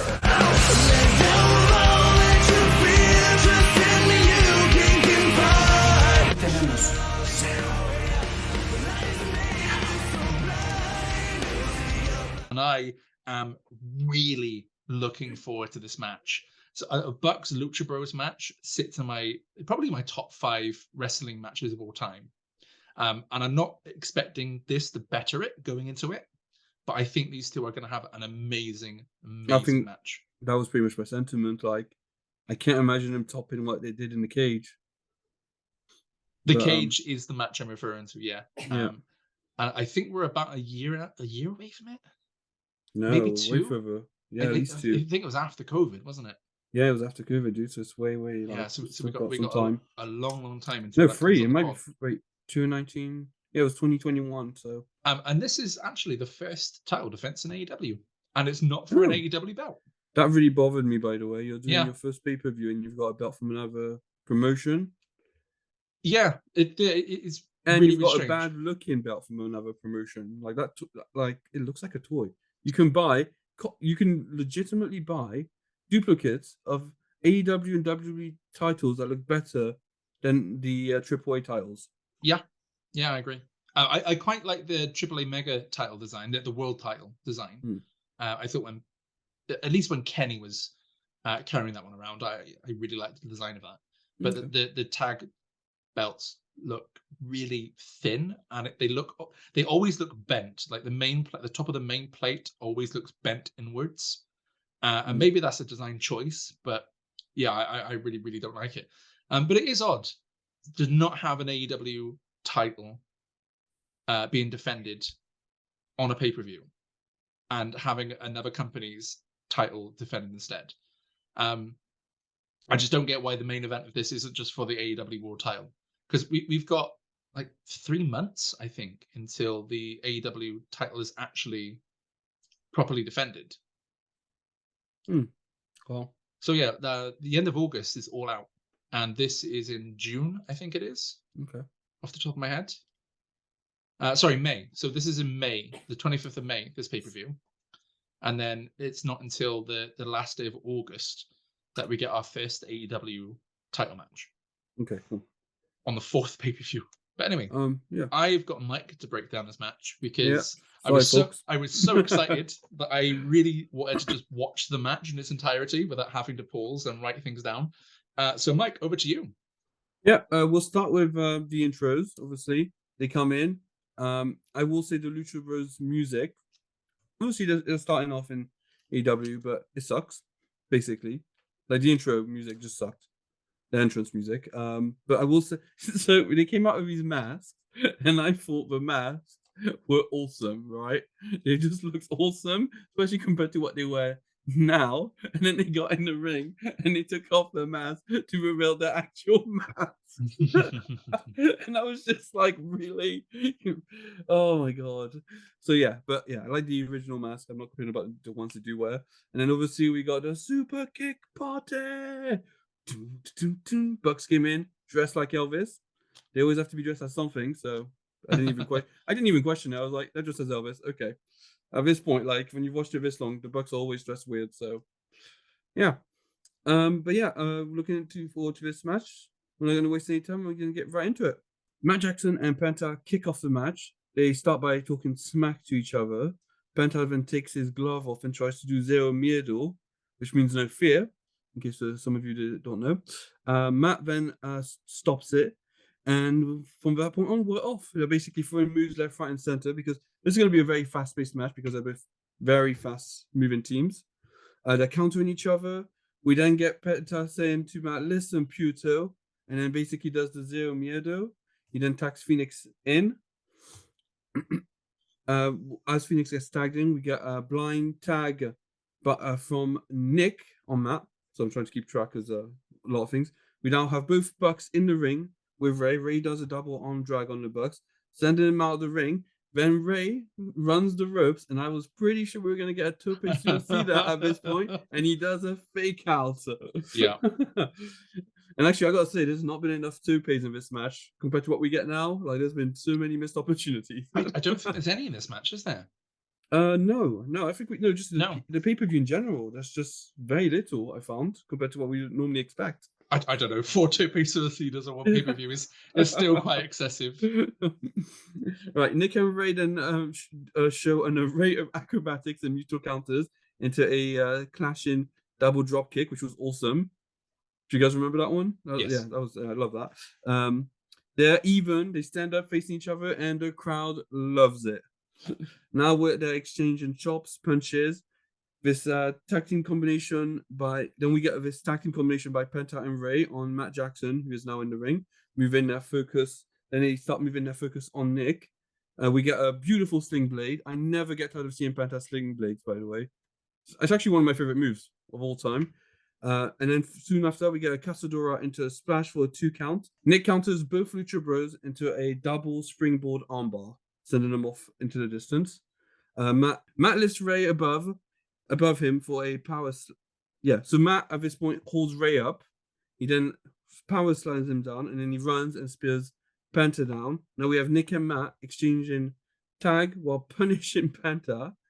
They then throw tag team moves on Penta and Ray, multiple, like a combination, because a lot of things are happening quickly in this match. And then we get a straight right hand out of nowhere from Matt to Penta, and Penta just, I think JR just goes, that's a straight right hand, like there's nothing, like that just hurts. And it looked really painful actually, because the match is really fast moving, and we get this punch that just kind of stops it a bit, gives you a breather. Penta now does a monkey flip. Penta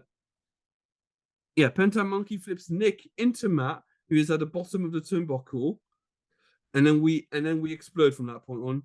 Ray Phoenix explodes with acrobatics, and we get a close 2 counts on Matt Jackson. The Luchas are now in charge. Penta begins to work on Matt Jackson's leg. Matt does a nice set of back suplex into a sharpshooter, which is interrupted. Then we get Nick, who does a facebuster on Ray, which Ray sells like his neck got broken. Do you remember that? He's Ray, an incredible seller. Yeah, I was going to say, I've realized now, Ray actually just sells general moves to his head, like they're really painful. We now get, at this point, we get Nick destroying the Luchas. They're both in the ring together. And we get a combo roll, which is the only way I could describe it. They both roll towards the Luchas into sharpshooters. So then we get 2 very bad-looking sharpshooters. I mean, you got Bret Hart present at your event, and you can't deliver good-looking, like, sharpshooters. Oh. Matt Jackson then dangles Ray from the rope, and Nick lands a 450 splash from the turnbuckle, but the count is stopped by Penta. Matt is definitely showing he's the better wrestler of the 2 Bucks, and I think that's true in all matches, by the way. Like, personally, I think Matt is the better wrestler. I know Jay hasn't seen much of the Bucks, but what do you think, Jay? Because by this point in the match, I was just like, I feel like Matt is definitely a better wrestler. Like, he's just got more going on. Nick does a lot of high flying, that's about it. That's what I love though. I think Nick is probably my favorite of the 2. Yeah. Oh, fair enough. Okay. Matt's technical, don't get me wrong. Like, he's good, but Nick has a high fly. Like, it's the high fly that actually sells it for me, to be honest with you. Out of the 2, he's fast. He's not scared of death. Yeah, that's fair enough. Okay, let me continue. Penta then starts delivering chops on the Bucks and is interrupted by a super kick. Then a storm of super kicks follow by a double clash happens from the super kicks from everyone for a 10 count. After the 10 count, obviously it doesn't only get up. Penta and Matt fight on the apron in a double clash. We get 2 Canadian destroyers which sent the crowd off again, and Matt took the harsh looking one in that, like on the apron. It was just oof. Yeah. We then get Ray then gets launched by Penta and takes to the skies to take out the Bucks by obviously flying over the ropes at the Bucks. Penta carries both Bucks and pulls off brainbuster into a knee buster at the same time. I can't even describe that, right? I know exactly what I'm talking about. He kind of had one on his back and one on his front. And he did a brainbuster on one and a knee buster on the other. It looked phenomenal. Yeah, it's really hard to describe. You'd have to go see it, people. But it was like he had both of them on him, and he did 2 moves at the same time. And then it's followed by Ray Santon, which we get a close 2 count for that. At this point, we get Penta slapping Nick's back quite painfully. And then eventually, Ray is in. Now the Bucks are in the match, and we get Ray takes a double super kick while trying to help Penta to the face. And at that point, it is basically, you could tell this is the turn-in of fates, and it is now a Bucks match. The Bucks do a 450 into a moon splash, but Penta kicks out somehow because he shouldn't have. The Bucks then pull off the Lucha's tag finisher, which I don't know the name of it. So Damien would have known that was their finisher because I don't think they ever pulled it in this match. But I knew it was the Lucha's finisher, but I don't think I know the name of it. So we'll have to get back to that. And Nick stops Ray from helping after they do the tag finisher on Penta. So we got Nick stopping Ray from getting to them, and we get a count, and basically at that point, it was really well done because I thought that was it. But nope, Penta somehow kicks out. We then get Ray teasing a cutter coming, but it gets countered by Matt, and then Bucks land a Metzer driver for the win. It was a great match. Expected result.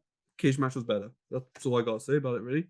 Cage match was better, but this was still very, very good. Yeah. I really, really enjoyed this match. And what I got to say as well here, the crowd were into everything. That's because they're good. They're just super good. The crowd have been into everything pretty much all night. I think that I could Yeah. only remember one segment where they kind of lulled, which was at the very beginning of the Best Friends match, but they even came alive in that one. You know what, yeah? We can say what we want about the Best Friends, and they're not great, right? Nothing against them. The crowd loves them, though. But the, what would you even call it? When they threw the guy from like the crucifix position into the cutter, I think that was the best looking move of the entire night, personally. Yeah, it was really good. Yeah. But no, I actually needed a break from the pay-per-view at this point because I was exhausted. It was all fast paced, man. It was all very fast paced, and that's the thing. Stop. A match with any of these 4 guys is fast paced, basically. Yeah. So when you got all 4, it's kind of crazy. But you know, it was well done. Like you go back to the earlier match with like Yuka and Shida, the chaos within that match. Yeah, it's so much going on. It's fast. Yeah, it's chaos. There was so much going on in this match. It was fast, but you knew. You were but there's 2 focused. less people in the ring as well. To be fair, It was controlled chaos. It was controlled. Yeah, it was controlled chaos. And I take my hat off to both teams. I wouldn't have cared who won this. To be honest with you, same. I like both teams. Like, no, I'm really happy. Like, very, very good. Yeah, it was just a really good match. It's also if you've watched AEW for as long as I have, it's also what you expect from both of them. You wouldn't expect any less, to be honest. Nice. No, and this isn't the last time that we're going to see the Lucha Bros versus the Bucks in AEW. Exactly. Yeah. And Damien, I cannot wait until you get to see some of the matches that we get with them, especially the cage match. The cage match. Yes, it's a world tag team title cage match. Yeah, so you know it's going to be good. Can I have that one, please? Yes, actually, sure. Yeah, I was going to say we've seen it. You might as well. Yeah. I think it's on a Dynamite though. Off the top of my head, I don't think it is. I'm pretty sure it's a pay-per-view, that one. I'll have to look into that. Yeah. And going back to the Lucha Bros, I don't know what the name of their finisher is. The finisher is. Yeah. I thought it was something driver. I'm sure it's something like that. Maybe. But I might be getting confused with the Meltzer. It might be. But I just want to say to people listening, when I said they were doing tag team combinations, it's usually about 3 or 4 moves that they do, and they do it really well executed. And it's something you'd have to go watch. But if you've ever seen a Bucks match, you know exactly what I'm talking about. Same with Penta and Ray. They do combination moves, and they just hit them out really quickly. But yeah, fantastic match. But now we're going to move on to our main event. It's Kenny Omega versus Chris Jericho.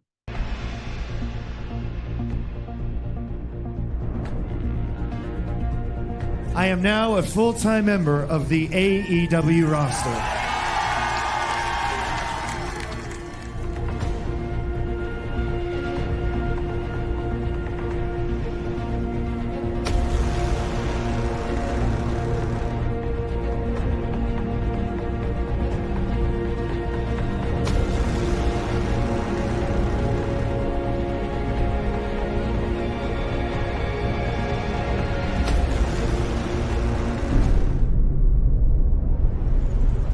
For the last 15, 16 months, I have been burning, thinking, yearning for another chance.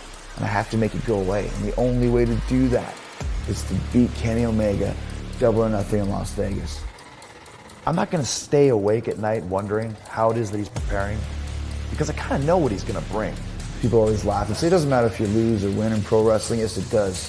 It means everything. It means everything to me, especially this match. You're challenging someone that people call the best. You're challenging that next level athlete.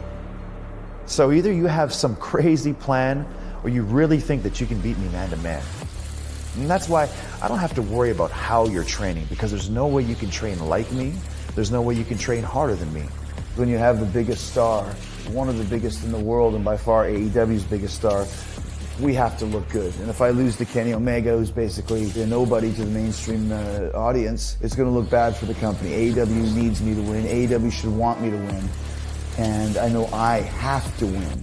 Chris Jericho has always been a cerebral athlete. Possibly one of the greatest of all time. Who knows? You can make an argument. The greatest of all time. Sure, I'll say it. I'm putting my entire reputation, my entire career on the line. I can't lose. Nothing is going to stop me. And when I win, you are going to say thank you on behalf of AEW.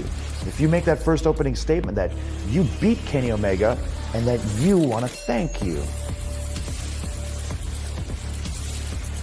You can't have that. That's terrible.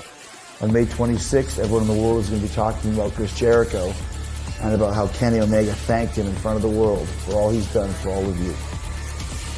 You're welcome. But I got one chance to have a first impression. And at Double or Nothing, it's going to be the ultimate first impression of what Kenny Omega is all about. The guy that owes Chris Jericho no thank yous. Now we get that really good video package. I was about to say, yep. Yeah, so it really did hype up the match. We get this cool little segment as well, going through the different versions of Jericho through the years. That was awesome. I really loved that. I really, really did. That was awesome. And then we get Judas finally kicking in.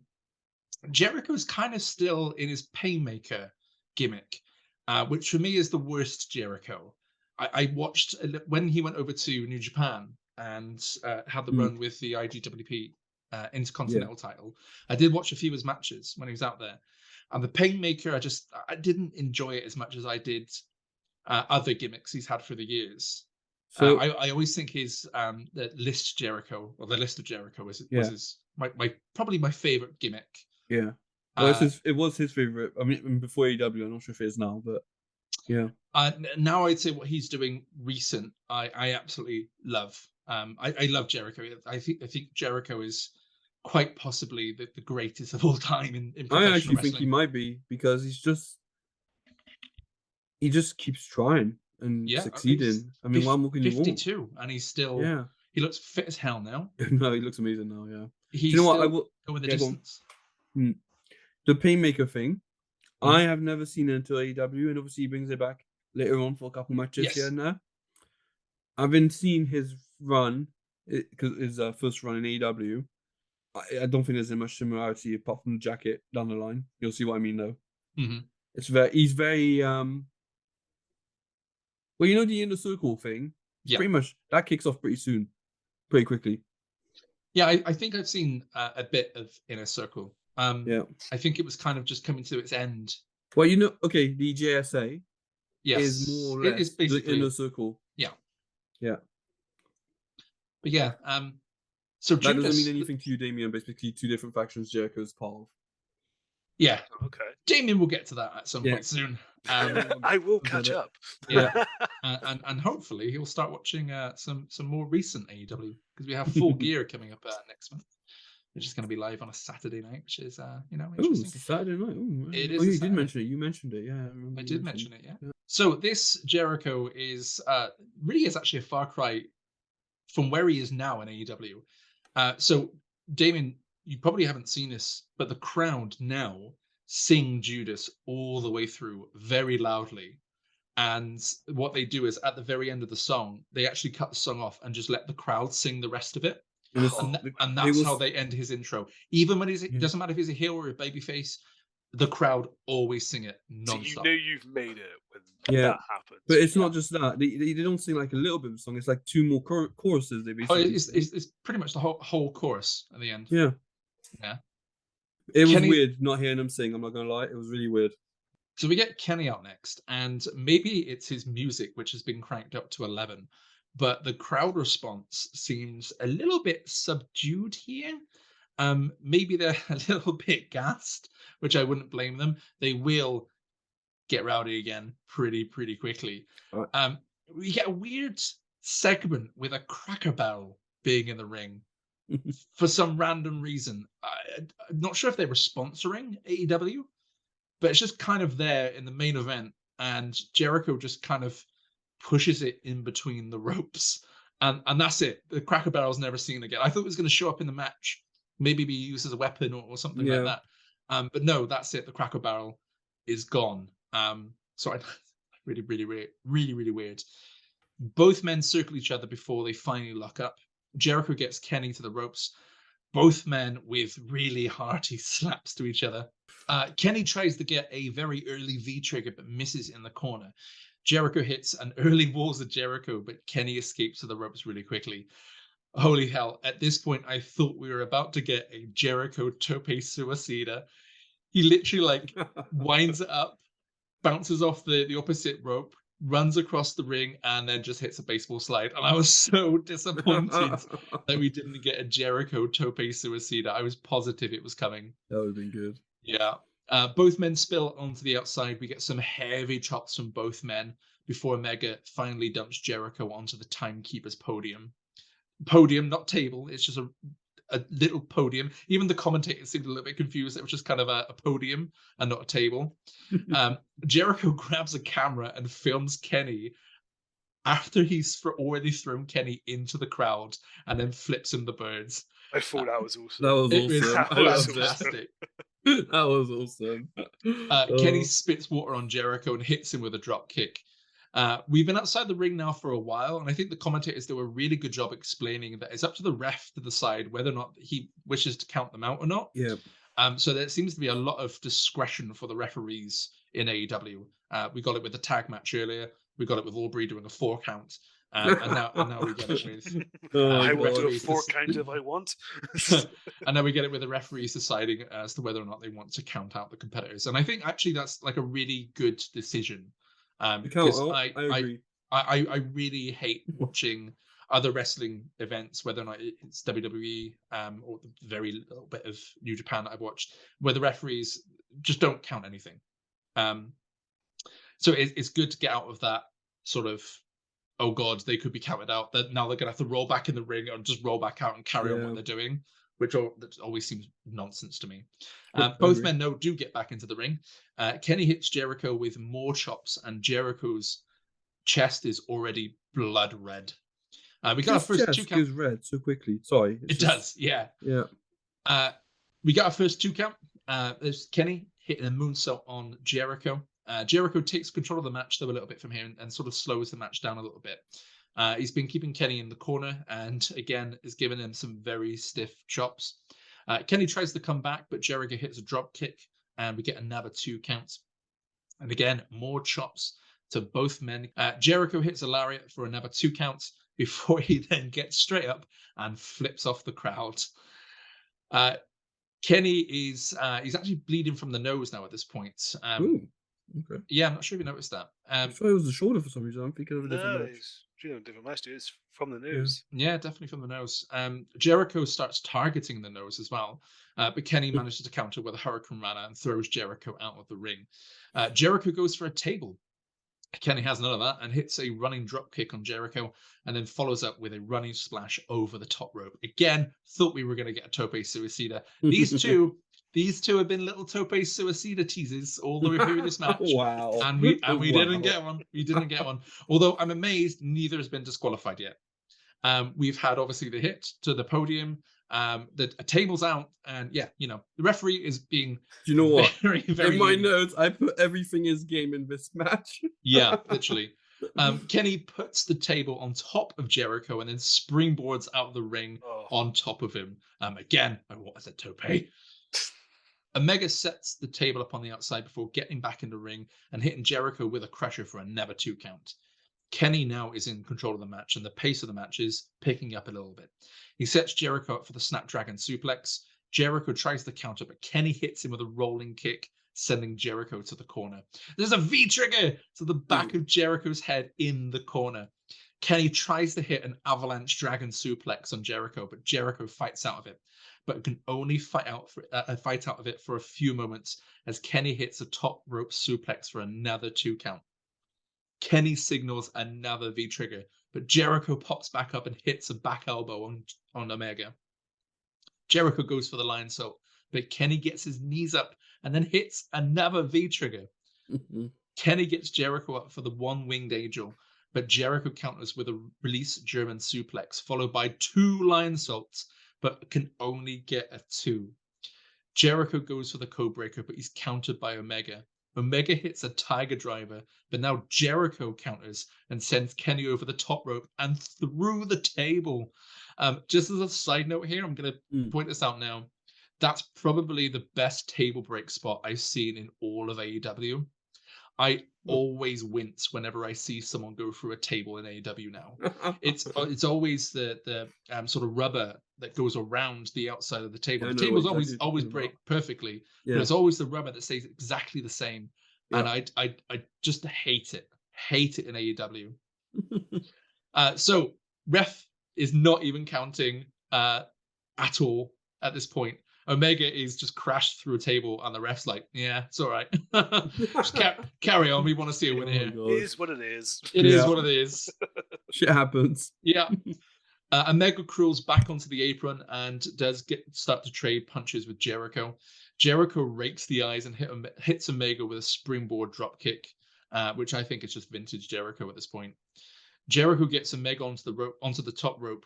Jericho loses control and Kenny hits him down to the canvas.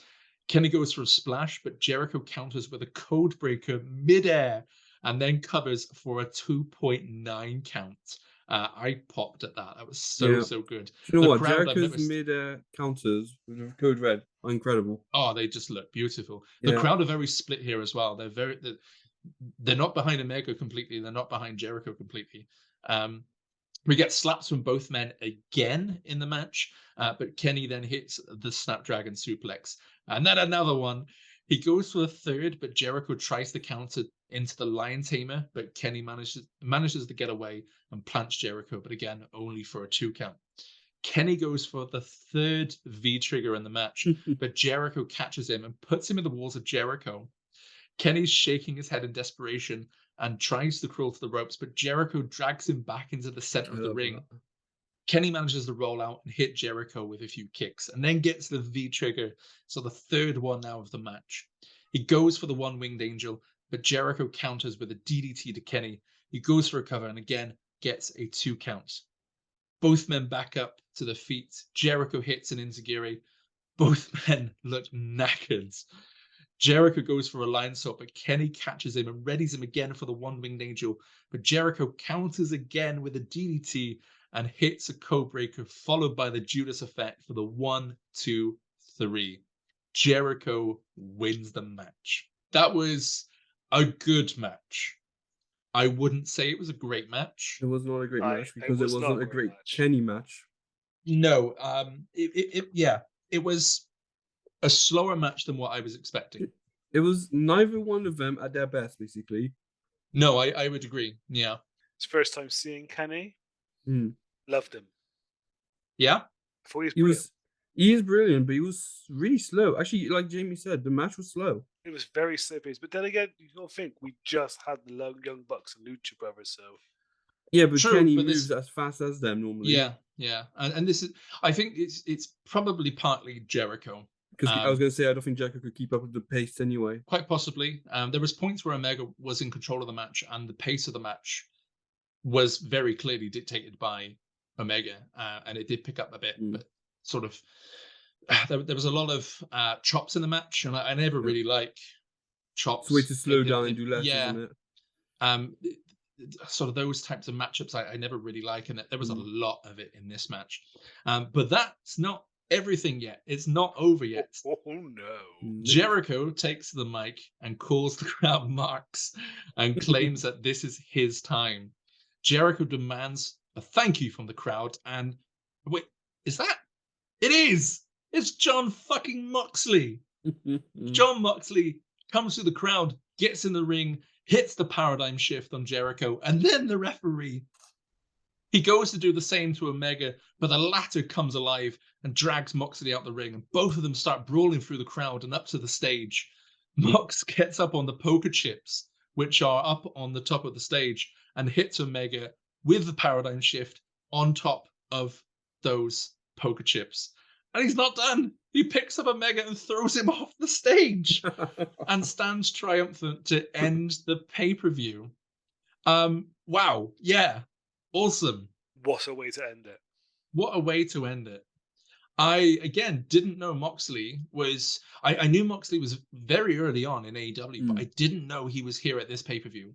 So when Jericho won the match, I kind of thought that was going to be it. And then just Moxley's here, which is great. He is an AEW original, and I didn't know that. Yeah. And that kind of... The main event kind of brought me back down a little bit. And this was the perfect way of bringing me back up and sort of sending the crowd home happy. Finishing on the high, as it were. Yeah. Yeah, definitely finishing on a high. Definitely. And it's very Moxley to debut, hit a paradigm shift on Jericho, a referee, and then just batter the shit out of Omega.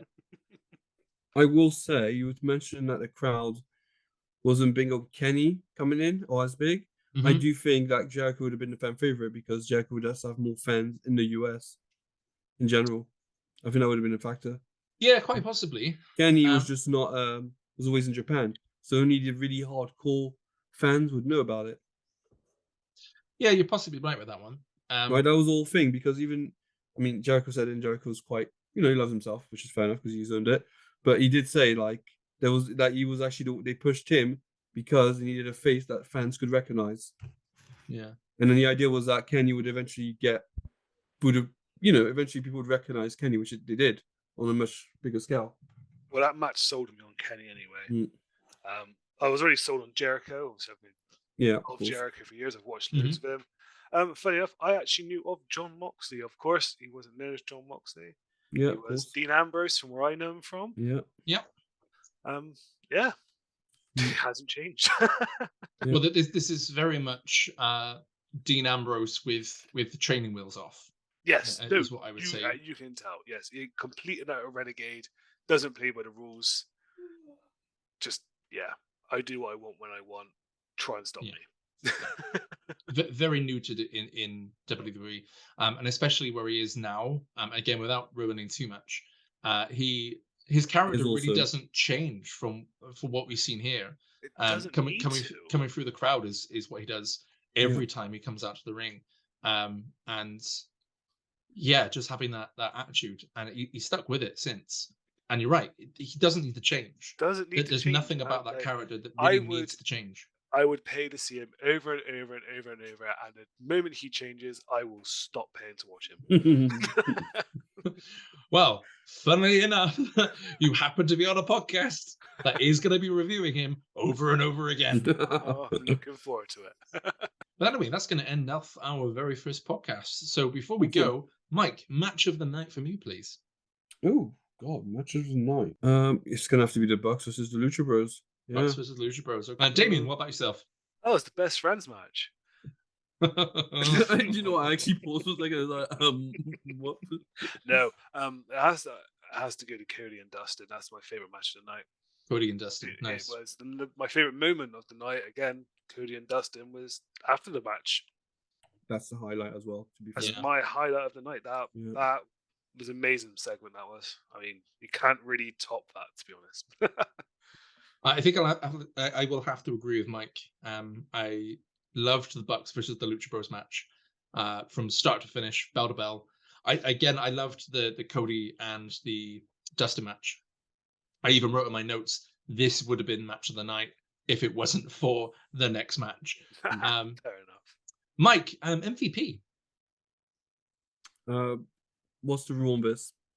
It can be anyone you like. Anyone? It's definitely not going to Marvez. Oh, you beat me to it. I was about to say, can I give it to Audrey?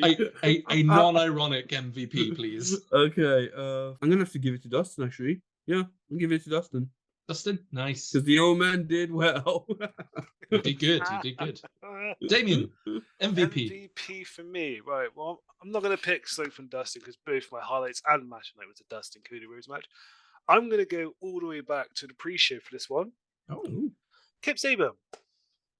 Oh, yeah. Okay. You know what? I Yeah. thought he did phenomenal.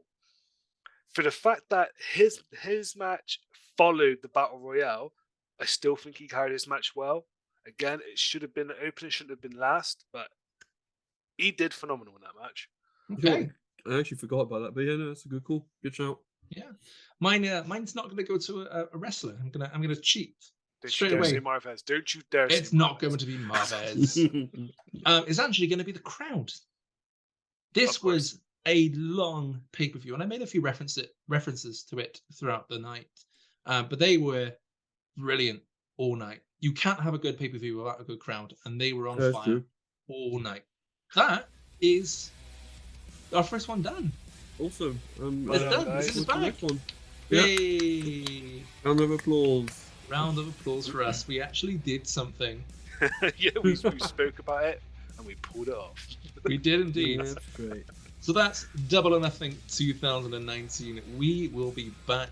I don't know when, but we will be back for Fighter Fest 2019 because it is a pay-per-view, Mike.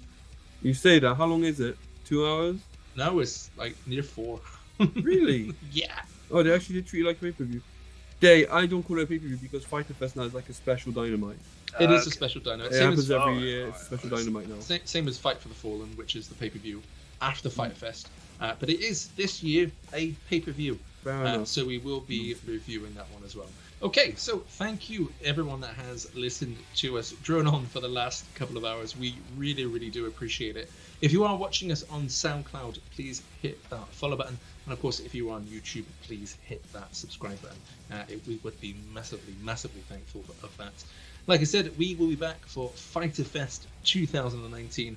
But until then, thanks for listening. Goodbye. Bye-bye. Bye.